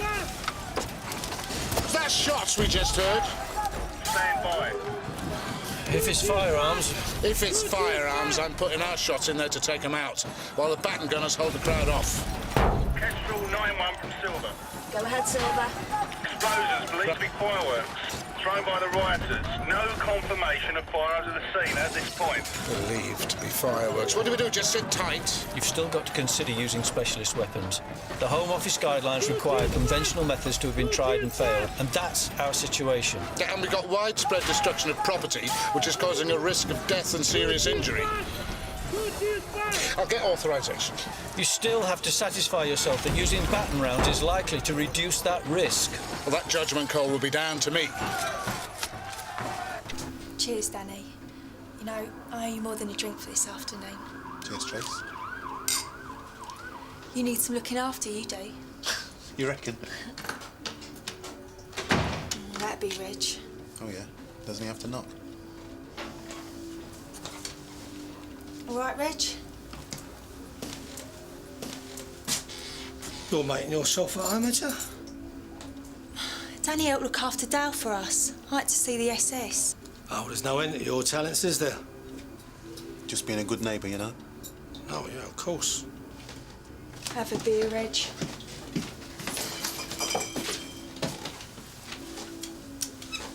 Tracy tells me you want to do a bit of business. Yeah. Well, I was thinking I could knock out some electrical gear for you. Oh, your money's as good as anybody else's, I suppose. No, I'm all good for the money, mate. Question is whether you'll be in the game long enough to make it worth my while.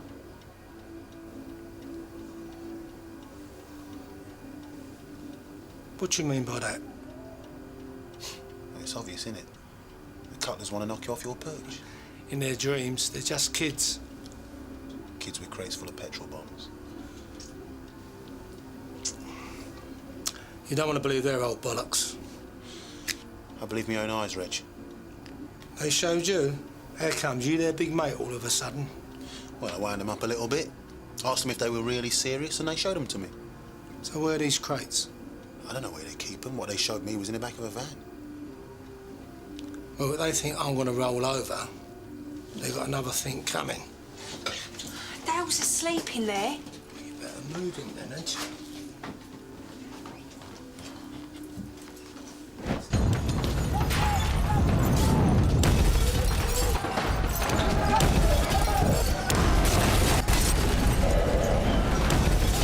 We need this junction. I'm using gunners and vehicles. Are we sure that there are routes for the crowd to disperse through? Yeah, they go along these roads and down the side streets. They'll do that at the first sign of force. How do you know? Well, that's what normally happens. Well, I hope you're right.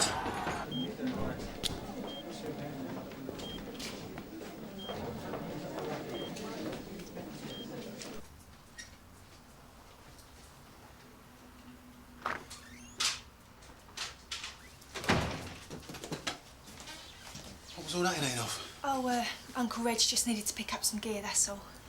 Well, I'd better be making a move myself, Trace. Oh, you don't have to go, Danny. I'll put Dad back to bed. He won't bother us. No.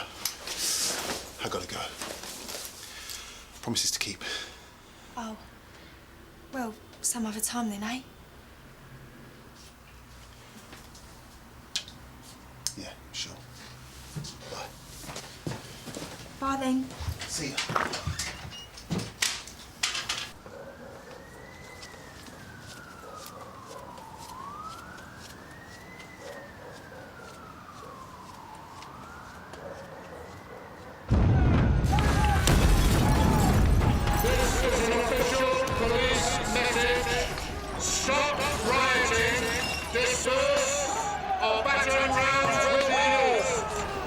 That's the third warning. This has all gone a bit bent.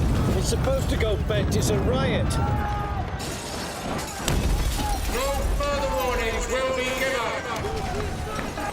Give me Kestrel 500 again. The warning hasn't done it.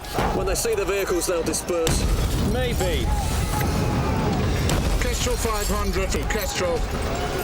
Deploy vehicles to the junction now.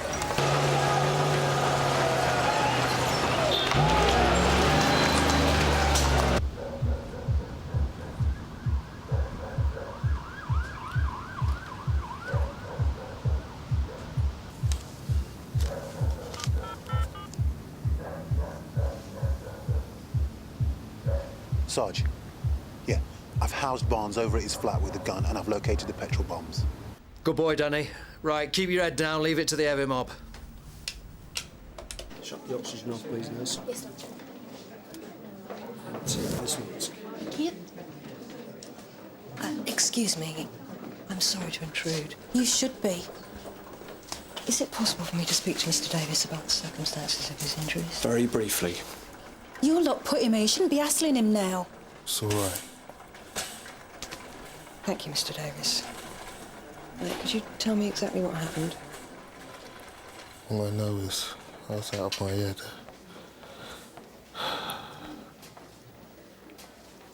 I can't remember a thing. Ozzy, don't say that. I just don't want any more pressure. You're entitled to justice. I'm entitled to a quiet life. I don't want to be a mark. If you hadn't locked the door, none of this would have happened.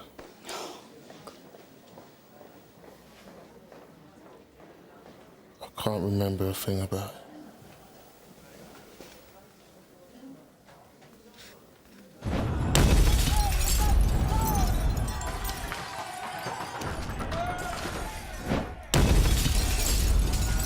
Gunners engaged.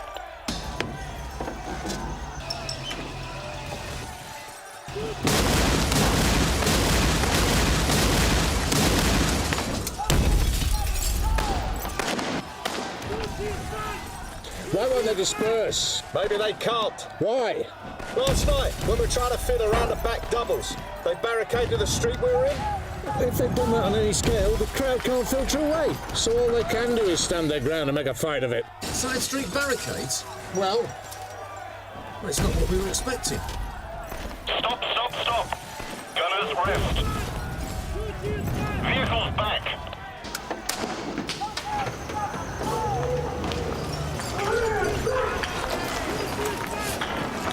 Kestrel 9-1 from Kestrel 500.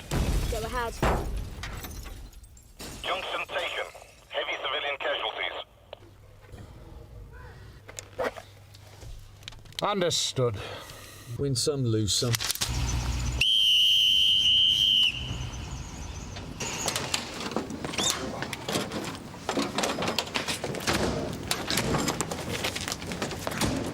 Not quite ready, Mr. Conway. Maybe next time. I put in a few new twists to the scenario as it progressed, just to keep it fresh. Oh, well. I suppose it's all part of the rich tapestry of life. As one door shuts, another one closes. You gave it your best shot, sir. Yeah, well... Who's coming down the pub? Yeah, I'm up for that, sir. I won't be going, thank you, sir. I put a lot of routine work aside to prepare for this, and I've got catching up to do. Good night. Well, speaking personally, what I always say is if I couldn't take a joke, I wouldn't have joined. Come on, playmates, it's got to be my shout. Yeah, you heard anything? Yeah, Davis is awake and can't remember anything. We are fireproof. Excellent. Yeah, well, no thanks to you. I mean, you get handy like that again, Smithy, when you don't have to. Next time, I'll whack you round the head. There you go.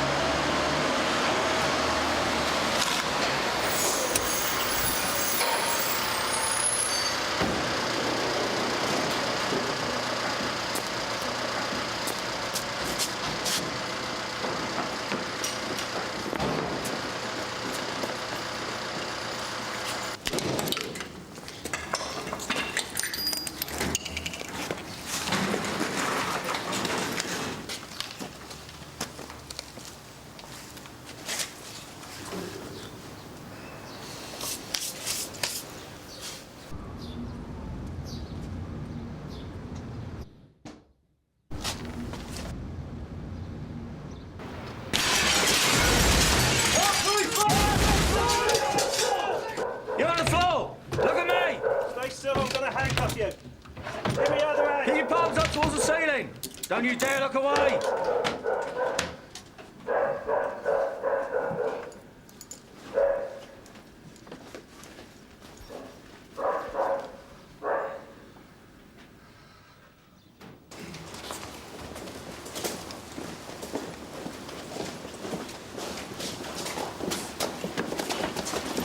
In an hour and 5 minutes, clockwork. Yeah. Magic, eh, Sarge? By the way, Ozzy Davis regained consciousness during the night. He's made a statement saying there's no recollection of any events leading up to his injuries. Looks like we're off the hook. We? The service. Oh, right.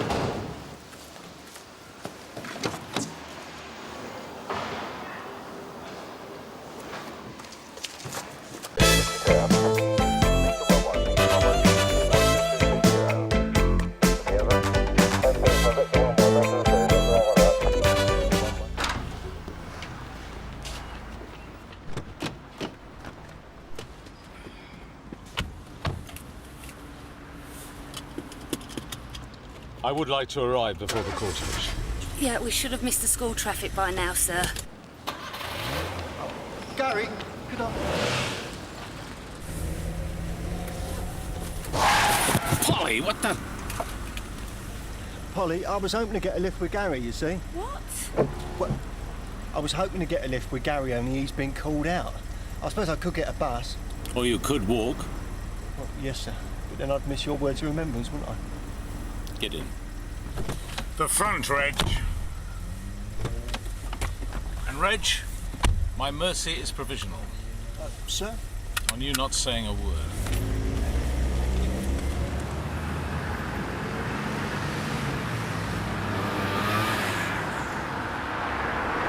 You know, I met him once just before he retired. Yeah, he was giving a talk of some sort up at Endon. You know, I could have been dying for all they cared. Turned out to be food poisoning. No, they all stepped over me except the eye lookman. He stopped, wiped me down with a silk monogrammed handkerchief. Yeah, he got one of the others to get me some first aid. No, he cared, you see. That is why I want to say goodbye to him properly. So, how long was you with his squad? Reg. Oh, sorry. Only I imagine it must have been quite memorable. Yes, very. Imagine being in the force in the 70s, eh? Armed robberies, wage vans. I mean, Paul, those were the days when we used to actually drive cash round, you know. Yeah, his wife came to pick him up that day. She was a very attractive lady, wasn't she, sir? You must remember that. Excuse me, sir, is that night shadow you're wearing? The smell of men? Yeah, I remember the adverts for that one. That's one of Rod Skase's particular favourites.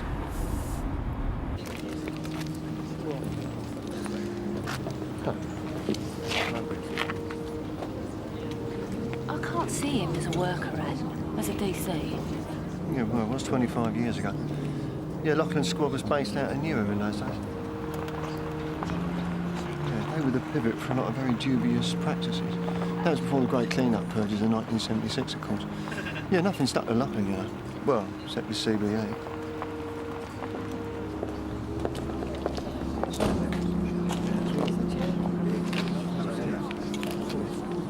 Very sorry, George. Sad day. Charlie. Charlie, thank you for coming. Dougie, he would have appreciated it. Sunhill was his first beat. And his last.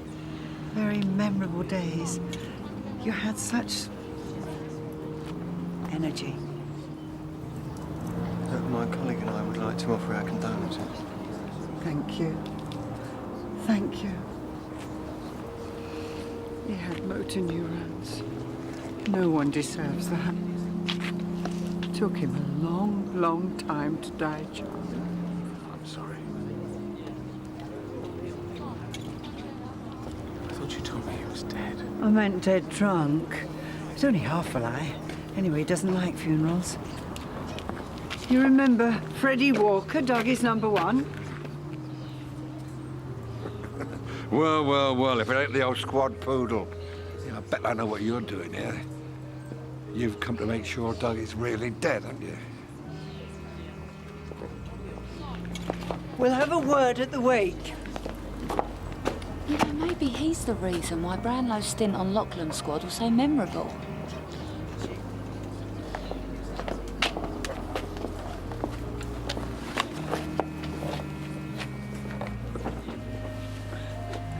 Dougie was married in that suit. It's only fitting he should sleep in it. Shark skin without the vent. £400 was a lot of money in those days.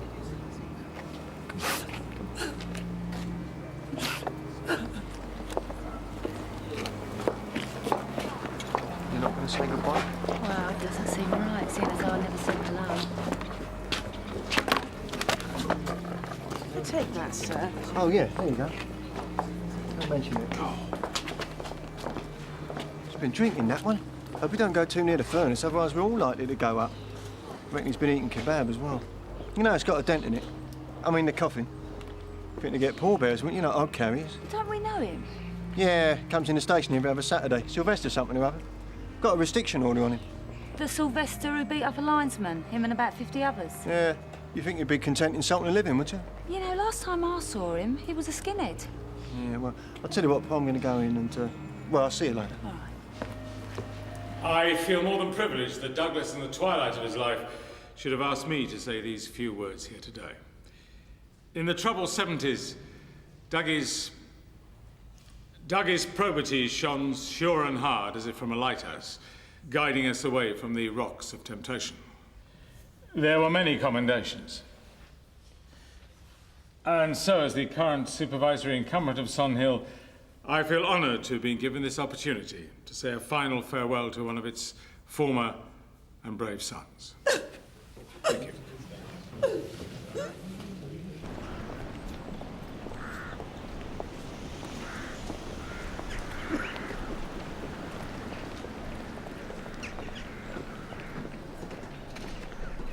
Reg? Why didn't you tell me the truth? You wouldn't have come. I wanted to see you. Have a chat at the door. Unfortunately, I won't be able to. I've got to get back to the station. Charlie, you said you'd stop by. You're not. You're not, after all these years, still afraid of Freddie. Likes a bark, that's all. And you were always his favourite person. Please. Janice. I'm afraid... Just like you always were. Janice, it was good to see you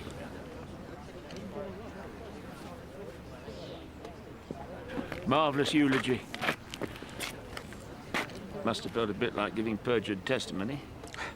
That was more your line, wasn't it? I know you loathed him. Mind you, you never said you didn't. Ever the diplomat. Janice always said you'd look good in blue serge. Cyril Formby. Well spotted. And so is she, your wife. No, Mr. Scully. We met through Janice all of, what, 2,000 years ago? Yes, well, I was well in there until Charlie gazumped me. And Charlie was well in with Janice until Dougie gazumped him. That's ridiculous. Of course, Dougie had the rank. You were in the job then? A solicitor. Working for the Federation's legions of wrongly accused. Never lost a pension. All I wanted to say was, it would be nice to see you at the wake. You shouldn't be afraid of Freddie. We all remember what Freddie was like to you. To everyone, he was a bully. Got away with it because no one could ever look him right in the eye and front it out. Including you. That's for sure. Yes, well, I'm afraid it'll have to be some other week.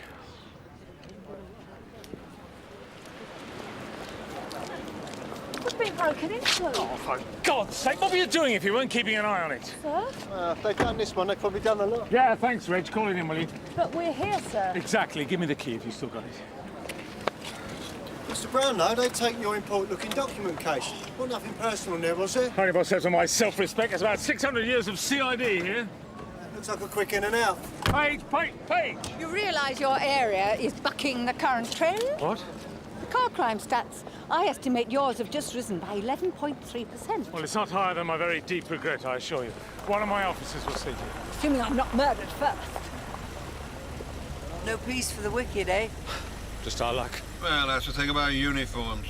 They always attract the flies. I was about to serve and protect. Get in, Charlie. Bloody hell. Leave all that to the Wallies. That's what being a governor's all about. You and Freddie can have a catch-up chat, can't you? Instead of being like two schoolboys fighting over a copy of Parade. I'm sorry. After all this time, you're still frightened silly.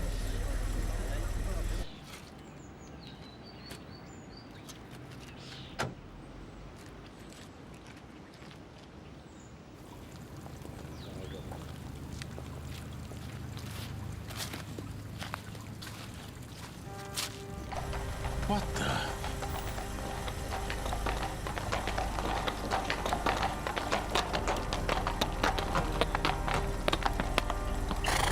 Oh, for goodness sake, let's go.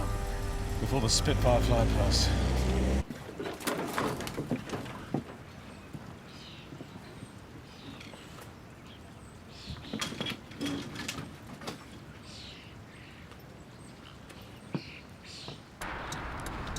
Holly, hold it a minute, will you?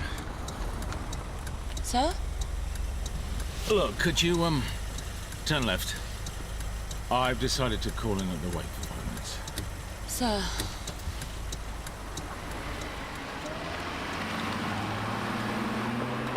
Probably wouldn't start, so the driver legs it, taking the licence plates and the tax disc with him. Business cards. Garen's funeral services. Yeah? Yeah, well, Garen's organised the funeral we've just been to. And a supermarket receipt, dated 4 days ago. Oh, well, that narrows it down a bit, Reg. We're looking for a shopper. Yes, they're everywhere. Old people's homes, bingo halls, phone boxes. Yeah, but why is a pallbearer giving a funeral director money? The dying game's nothing like it was, Reg. Even when we said goodbye to your Uncle Dudley. Oh, yeah, lovely Uncle Dudley. Yes, that was done with care and regard. I mean, it was respectful and dignified. And sober. That's her. Charlotte Garen, with her toy boy thug. Garen's got taken over about 3 years ago by a Dutch company looking to monopolise the debt market. Oh, big business, eh? If she can win me over where they failed, she can get into their good books, I suppose. See herself onto the corporate ladder. What sort of funeral was? And very soon it'll be my funeral. The business is just about hanging on, Reg. A good coach crash would see us through. Holly? Stop with the car this time, will you? Sir.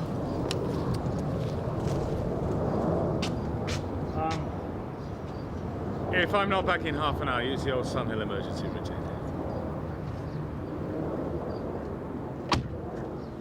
That's right, in there for me. Hello. Charlie, you have come. Janice will be pleased. Come in, have a drink. What do you have? Orange juice, please. You'll know some of the faces. All long since retired, of course. Pensions intact. It's really a bit of a goodbye to the house. Janice won't be living here anymore. And a corporate get-together for 182. For what? Properties. Offshore investments, 182 Holdings. All very global. Haven't heard of us? 182? Yeah. I shouldn't really, but, well, with Dougie in ashes, I can dare to give the joke legs. The joke being? I'll let you check it out. Section heading 182, Roseosaurus of words and phrases. Dougie was our very astute founding father. And very well rewarded for it. Oh, well. You know as well as anyone, running a robbery squad in the 70s had a lot of hidden dividends. And you were there to make sure they grew, yes? Didn't I do well? I'll go and find Janice. Get you something to wipe yourself down with. You're sweating, Charlie. Don't want the old excretions to overtake the scent.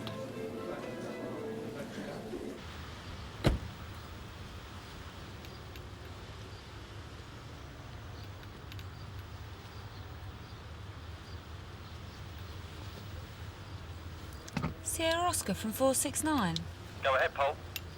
Can you do a vehicle check for me, please, Sarge? Margaret. Of course, I've been having a very easy does-it-but-do-it thing with Cyril for about 20 years. Just after I married Dougie. With Dougie, it was just emotional.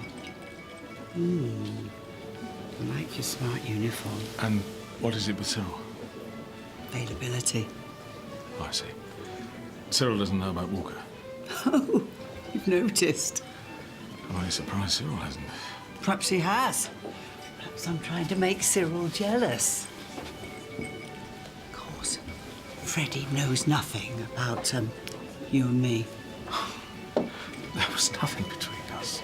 Because we didn't have sex? Was that something else you were afraid of? Look, I've got 2 children. I'm very, very happily married. Oh, well, I thought the only reason you agreed to speak at Dougie's service was because you wanted a bit of a flirt with an old flame. I agreed because you told me Dougie asked me. Why would Dougie ask you? Why would Dougie even remember you? I asked you because I wanted a bit of a flirt with an old flame. You're wearing night shadow, aren't you? We're not old flames. Then we should have been. Charles. Yes? Clive Mariner. Clive's head for accountancy hieroglyphics is helping us plough through our yearly audit. Pleased to meet you. Who nicked the brandy? Poor baby is a bit lost without Dougie tweaking his lead. We've got some papers to sign. Oh, next door cat been in there again. She shouldn't have invited you in the first place. You and Dougie hated each other. I mean, what are you doing here? You come to look down on the disenchanted? Oh, don't get snotty with me, you slug. You know he was more bent than anybody. Get in a study. And that little catch-up chat. We've had it. And don't be here when I come back. No?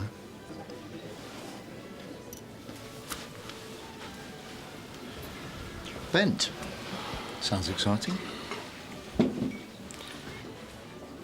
Thanks. You invest with 182 yourself? No, I don't gamble. Well, from what I hear, with Cyril at the helm, it doesn't count, I understand you're a former colleague of Detective Chief Inspector Lachlan. Oh, that car registration, City of London said it's one of theirs, booked out to a DS Glenn Tarrant from their fraud office. I had a feeling he was chasing work rather than grief. Thanks. Out, Sarge. I better go and see what these papers are about. How long have you known Cyril? How long have you known Cyril? Oi, oi. Janice!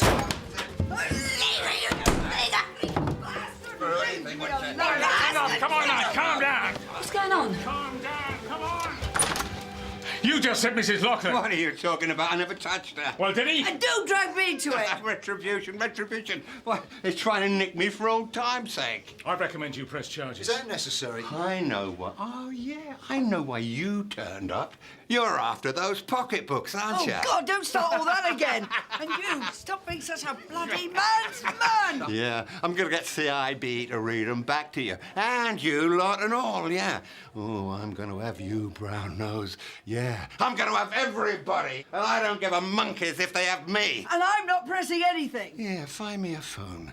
And all I have to do is to start dialing with this little finger. You're just trying to get even with him! You have both had far too much to drink. My husband has just died, you wet bastard. And I'll get you and that out of my dead husband's house. And you... Harry. Oh, God. Take it easy! Then I will press charges. Oh, thank God somebody's got some sense. I'm always slapping her. She loves it. You've turned into an animal. An animal you in a minute. Take it easy. No, I'm going to start dialing. You can put your threats in writing at the Right, station. I'm arresting you for assault. You don't have to say anything. Right, we'll get you to A&E. So they can take the other eye out. I'm strictly private. I'll give you the number of my doctor. I'll be happy to come down to the station and give you a statement straight after. I'll drive you. No, I'll be all right. After a knock like that, it was stupid.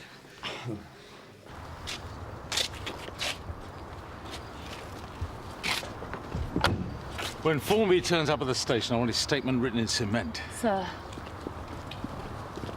Sir. Yep. That man taking Formby to the doctor's. Well, I ran a check on his car. He's a sergeant from the City of London fraud office, Glenn Perrett. Really? But I think he might be undercover. Oh, wish him luck. I'll be sad to leave this festering snake pit. Yeah, but sir, the way he was looking at you when Walker said those things, well, I got the impression he thinks you're one of those snakes. The owner of the van is Bernie Shorter.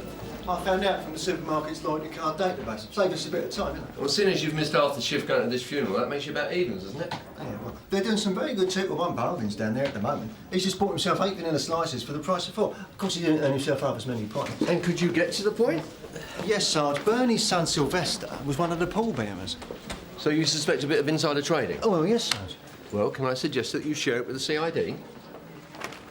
Well, half a dozen cars were turned over down at the Priory during Vespers about 6 weeks ago. Sounds like the same MO. Security guard was assaulted. Yes, sir. Hi, Dick. You haven't forgotten the Crime Stoppers publicity photo? No, what time do we leave? 11:45, sharp. Marion asked me to give you this. Tough. I heard about the car being broken into. Yes, of course you did. Lucky to get your document case back like that. What's 182? It's a company name, Derek. Unethical, unprincipled, unscrupulous, venal, etc. Well, at least nobody able to charge them with contravening the Trade Descriptions Act. I'm intrigued. Good. 11:45 then. CID's just winding you up, Rich. No, look, car crime is what uniform's all about. Rod Scasey's words, exactly. So did our great detective have anything to offer on the robberies at the Priory? Yeah, well, curiously, in his statement, the security guard said he pulled his attacker's wig off. So the bloke we're looking for is probably bald or receding? Well, unless he's wearing a wig over his own hair, you know, in which case we're looking for a man with a 2-story head. No, the security guard pulled one floor off. Gary, you're not listening to me, mate. Right. Then they drove off in a white van. They? Exactly. So if you've made a link with Bernie Shorter, shouldn't CID be picking him up? No, Gary. A van is a car, and car crime is what uniform is all about.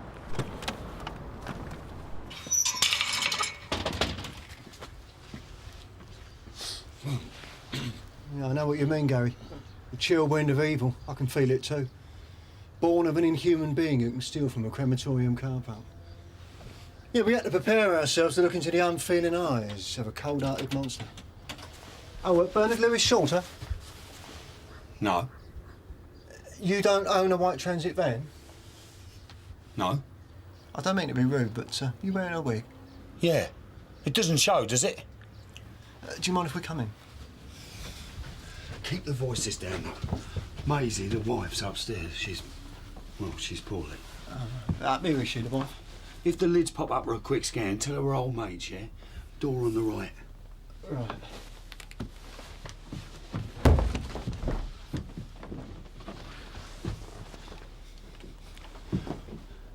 I'd offer you a sit down, but there's nowhere to sit. Oh, that white van.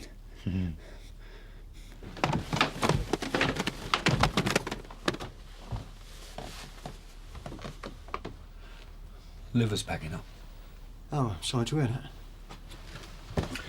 You're Bernard Shorter. Yeah. So why'd you say you weren't? I come from a long line of convicted criminals. I've got my pride. Right, I think we'll take you to the office. Thank you.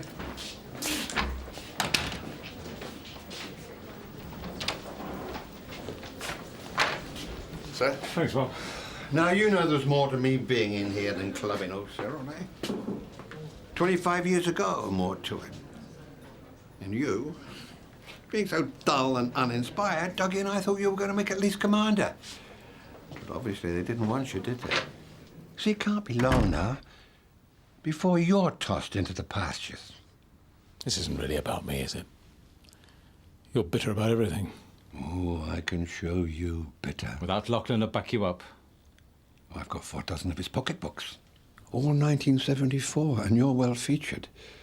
And if CIB even get a whiff of the stench, your retirement party's going to be a very smelly disciplinary hearing. The memoirs of a bent DI, why should that affect me? And there you are.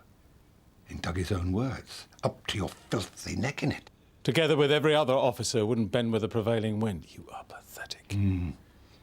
Well, maybe you didn't touch the envelopes, but you knew they were being opened. I was in Lachlan's squad. Who was I going to tell, you or him? Do you really think after all this time he's going to be interested in some fictitious pocketbooks? They'd be contradicted at every turn. By what? Have you still got yours, brown nose? No. They've long since been shredded along with everybody else's. Yes, it's Dougie's written word against nobody's.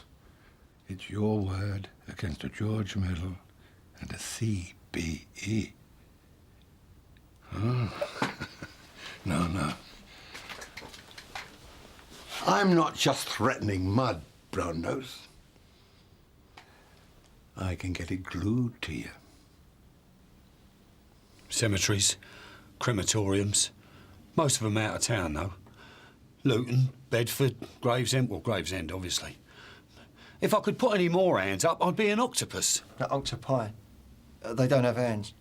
How did you know which services this morning were going to attract a decent crowd? Just turn up. Oh, what, no help from someone who might have known? Sylvester?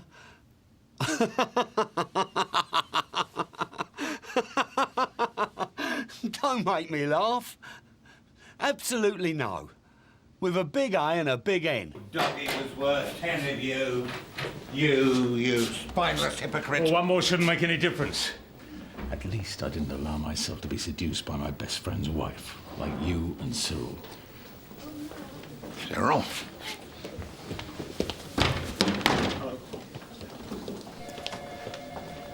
Barry? Sir? I just dropped by, sir. Son of an old colleague of mine, now working out of City of London Fraud Office. D.S. Glenn Perrott? Otherwise known as Clive Mariner. I'd like a word if that's possible, sir. Well, we really should Yes, go. my office is upstairs. Thanks for the background, Derek. At the crematorium this morning, you must have known which services were going to attract a decent crowd. Didn't Sylvester tell you it was going to be an ex-detective's funeral? Were you and Sylvester about 6 weeks ago on a Sunday at 5:30 at the Priory, huh? Do you recognise this? Where'd you find that? A crate of bananas? Just for the tape. I'm showing the suspect exhibit RH1. It's an Irish syrup. It's a wig. Do you recognise it? Yeah. It's one of mine. One of Maisie's favourites. Her heart always missed a beat when she saw me in that. Look, the security guard, he said someone hit him, and as they went down, they grabbed it. I never hit him. I agreed he could fall over and blame it on me. We were going to go halves on the compensation. I tapped him. He toppled, he grabbed me scalp and sprinted. Imagine it.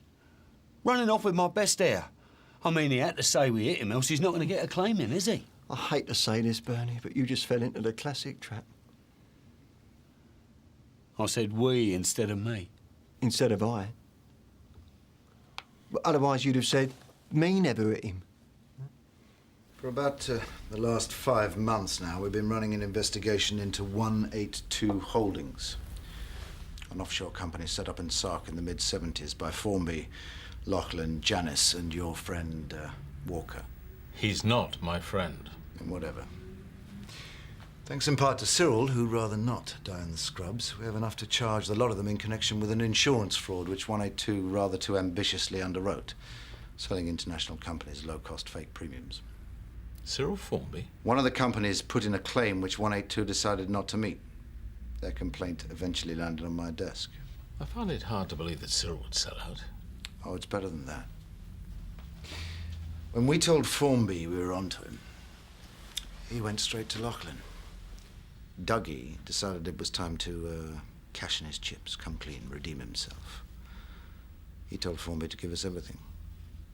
Up until that point, it had simply been an investigation that probably would have dead-ended if Formby had refused at all.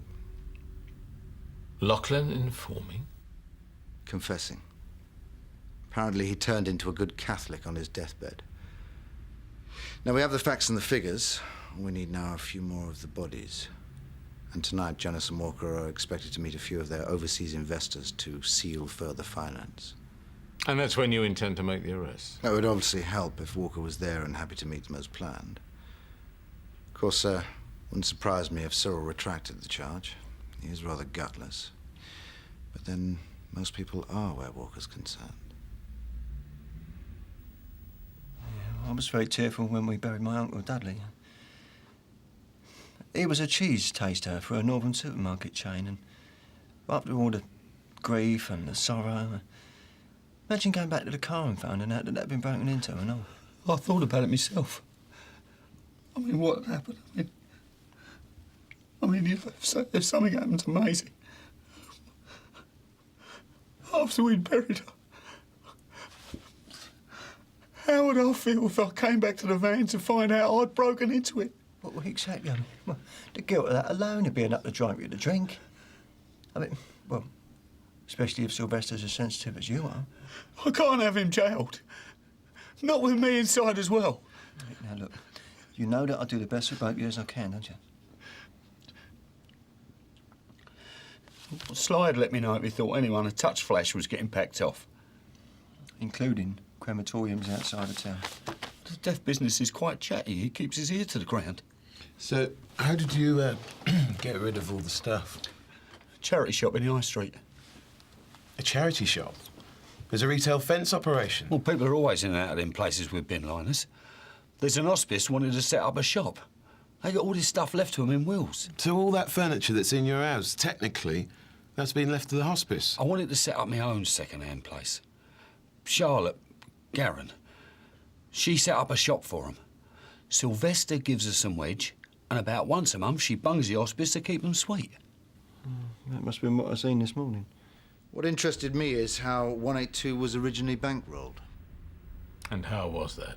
On the back of Laughlin's cut from 2 payroll robberies. Robberies he was paid to let happen. The proceeds were distributed amongst his squad in 1974, about the same time you were attached to it. According to Cyril, 182 was set up to launder, then invest the contents of Laughlin's brown envelopes. I don't know what the Met will say when they find out half their retired glory boys had more bends in them than a box of paperclips.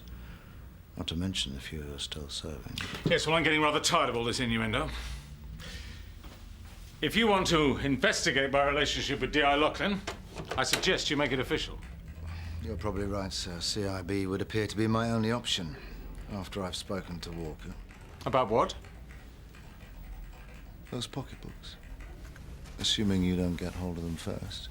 What are you implying? Only that it might be seen as very advantageous that after having mentioned potential evidence which could tie you into 182, Walker then finds himself under arrest. I think it's time you left, don't you? Come on. Get out. Well, thank you for your time anyway, sir. Thanks for your help. I told Crime Stoppers we were unavoidably delayed. Stopping crime. Yeah, fine. Come in, shut the door. Very nice, that. For the tape, I'm showing the suspect Exhibit RH1. It's a business card for Garron's funeral services. I helped Sylvester drum up trade. Why did Sylvester want to drum up trade for Charlotte Garron? Commission. Sort of finder's fee. The old people's homes are the earners. She's very market-led, Charlotte. She's thinking of introducing a loyalty card for the larger families. I knew his father. I thought he'd popped in for a chat. I didn't realise he was pumping me. No doubt about my relationship with Laughlin. He mentioned it, yeah, but I thought it was just small talk. I must have overheard Walker saying something in the wake. Well, he did say something about you being under Laughlin's oppo, and that was Walker. Under him? I was his doormat.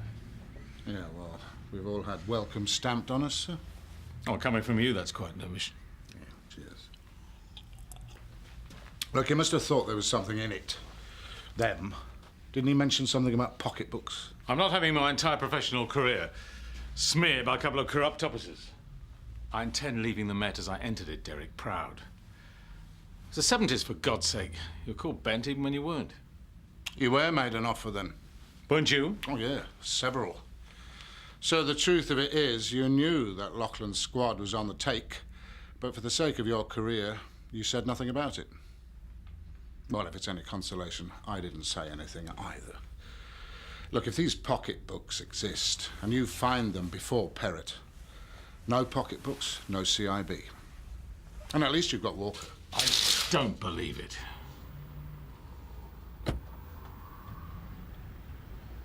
I'm no expert in semaphore, but he appears to be saying, bang, bang, you're dead. I just don't believe it, thanks. Bernie putting his hands up to whacking that security guard. Do you think he did it to take the heat off Sylvester? Yeah, well, look, if Sylvester gets done for violence again, he's going to go down. I've got an idea. Hey, where are we going? Well, first things first, Gary, I've got to get the nod on. Polly! Could I have a quick word? Why the hell didn't you tell me Walker was being released? Oh, I didn't know, sir. I've only just found out myself. Sergeant Boyden released him. Yes, I know that, but why? Well, apparently Cyril Formby phoned in and said he wanted to withdraw the charge. Phone? That'll be fine, Polly. Thank you. Sir. I've had it written up as a no further action. Formby should have been asked to withdraw the charge in writing. Of course he was, but if you wouldn't be bothered... And Walker should not have been released without consulting me. It was PC Page's arrest. What's she doing, her nails? I wasn't aware there was a personal interest. What? A 4-year-old girl was killed in an RTA. I asked PC Page to deliver the death message. She had her radio turned off. Perhaps you should have seen me first, rather than... Bully one of your officers. No, I didn't say that, sir. I'm sorry, Andrew.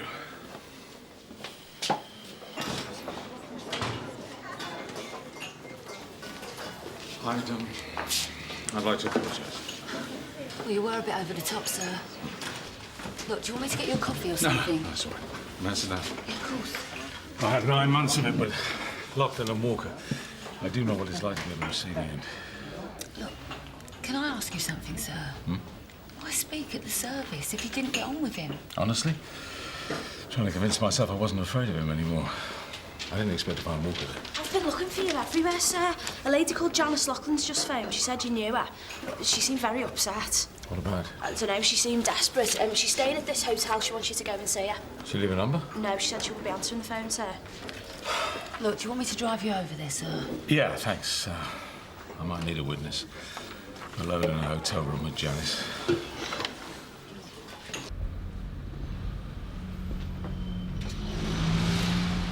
One of the pallbearers at the crematorium suggested that I had a word with you. Charlotte Garron. Reg Hollis. It's about my friend Roger, see? We'd like to offer our very sincere sympathies. Thank you very much. Please sit down. I'd like to get rid of him, you see. I mean, you know, well, we all would. Or bury him, you know, or cremate him. He never said which. He was very much admired, you know. None more so than by all his colleagues at the Stock Exchange. And we'd like to do him proud, but within reason, of course. Please, take 2. Thank you. You never know how you're going to take it, do you? There we are, sir. That's fine. I'll deal with it for now. Thanks. Janice? Janice? Get an ambulance, will you? You all right? You told him about me and Cyril, you bastard! It's part of our elite presidential range. It's... Well, very expensive, Mum. It's very nice, you know. We're preparing for a viewing this evening. May I... Of course. Oh, yes, yes. They're very different, aren't they, coffins? In the flesh. I mean, without the flesh in them, obviously. Yeah, I can visualise right in there. I really can.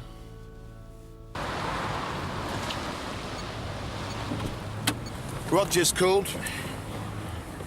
You know, I can't believe it. She only tried to flog me Laughlin's coffee. How do you know it's the same one? I clocked the dent I saw in it this morning. What did Rob want? Oh, we got a fat result. The charity shop said it's definitely a retail fence operation. There's a back room piled high with lifted kip. All that's missing is Lord Lucan. Oh, yeah, but he only went missing. There was never any suggestion that he was stolen from a crematorium car park. What about Sylvester? Holed up in his local next door. The Irish? I told Rob we'd meet him there.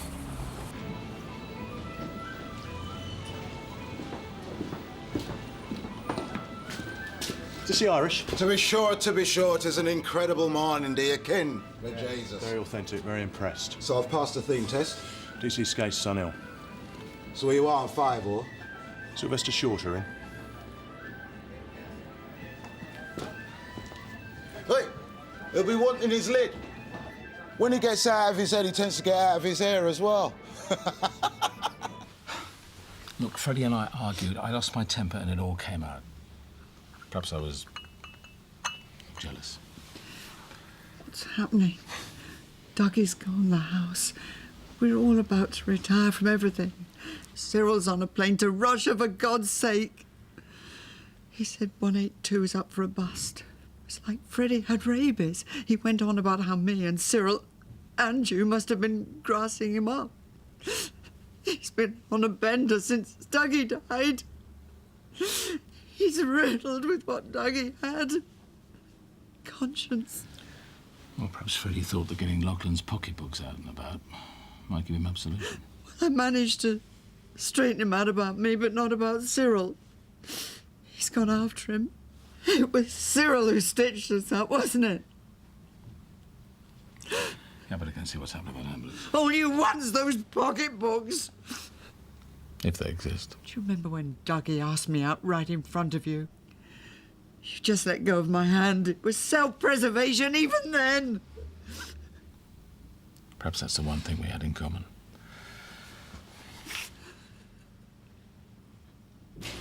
Oh, good. You know, Bonnie was lying about that guard being in on it for the compensation. Sylvester's just admitted to hitting him. I have to say it, Reg. That Sylvester's a Burke. Oh, that's his hair. Like father, like son, eh? Where's he now? He's in there, getting all philosophical. Oh, we're all gonna die. He's wearing Laughlin's suit. That's crematorium rubbing. Yeah. Ever since I put it on, I felt like a dead bloke. How could you do a thing like that? Evil, innit? I mean, look at it. It's not perfect. There's a few stains here. Look, Roger knows nothing about this. Roger? The head of the crematorium. He helped me do the switches. Switches? Out of the wooden ones into the cardboard ones. Can I do my toilet now, please? I'll go in, keep an eye on him for me, mind. You're right, Gary. As an obbo, it stinks.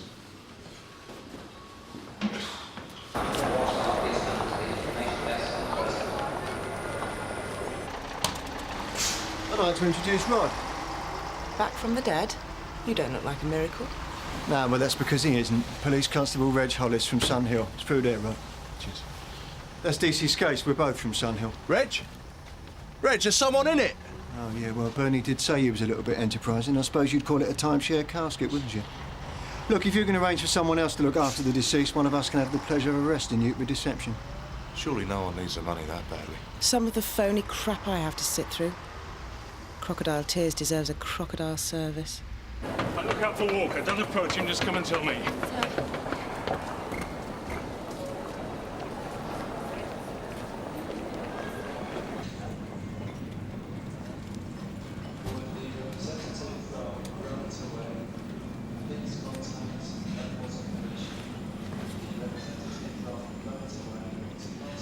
Crime and Punishment.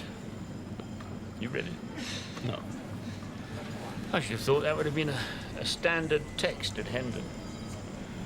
Bloke murders a loan shark. The police didn't catch him. Now, that's what's interesting. The killer catches himself. That's how Dougie felt. Janice seems to think that Walker's after you. You shouldn't have dropped the charges. Mariner persuaded me to. His name's Perrott. He's part of a fraud filth team. He wanted Walker out for tonight's do.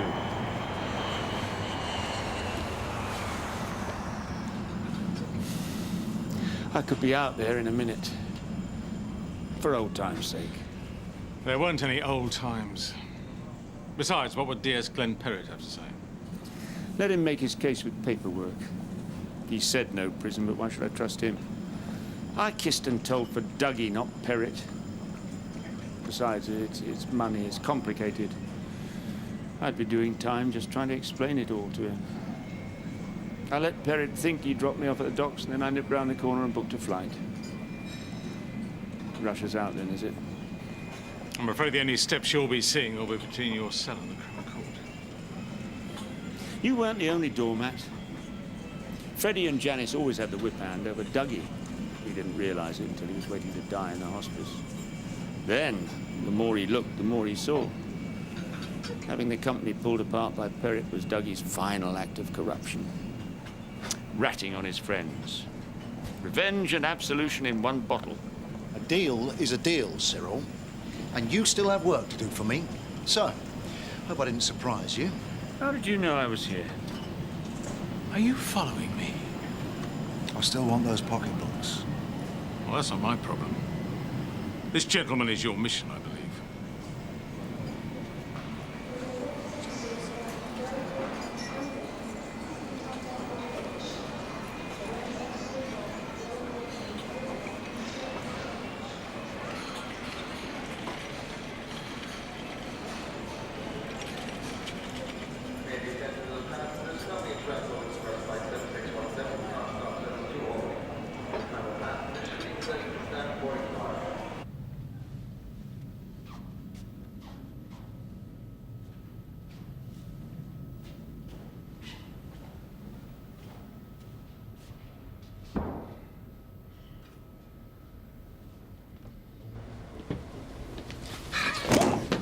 I said I'd show you better. Dennis? What are you doing here? Where is he? Where's Freddie? You safe, anonymous, self-serving pig. Chief Superintendent. Isn't that everything you wish you'd been? You and Lachlan. You're both a couple of villains, both of you. All those brown envelopes, you disgust me. Why don't you face up to what you're doing? I don't care, you see, I don't care. I don't care about Cyril. I don't care about Janice. I don't care about you. I don't care about you or the police. I don't care. I don't care.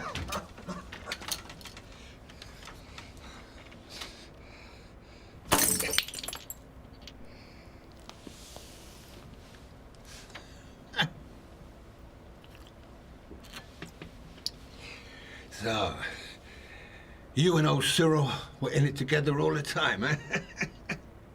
You knew about Cyril? Well, that guy Mariner from the wake.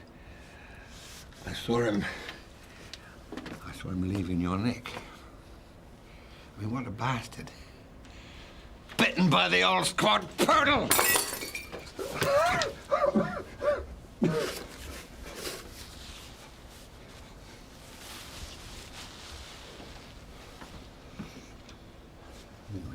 Retired to what? Sitting on a beach with that slag Janice. The only 30-year-old I know with a bus pass. You better arrest me. Go on. And then we can pedal up Shit Creek together with those pocketbooks.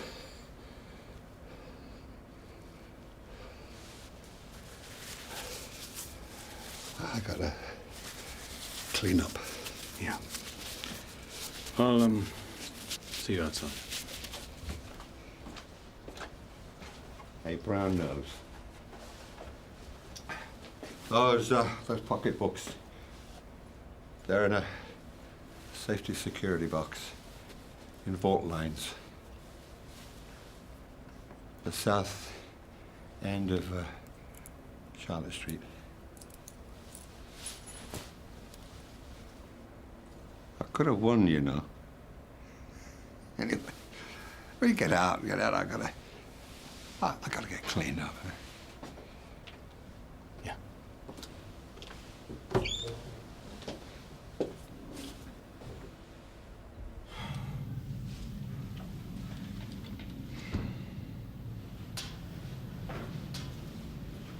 Walker's in there.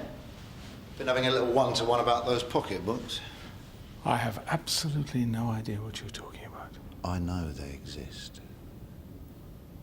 I'm sure he'll turn out to be a good Catholic, too. Yes, well, he'll be out in a minute. Good.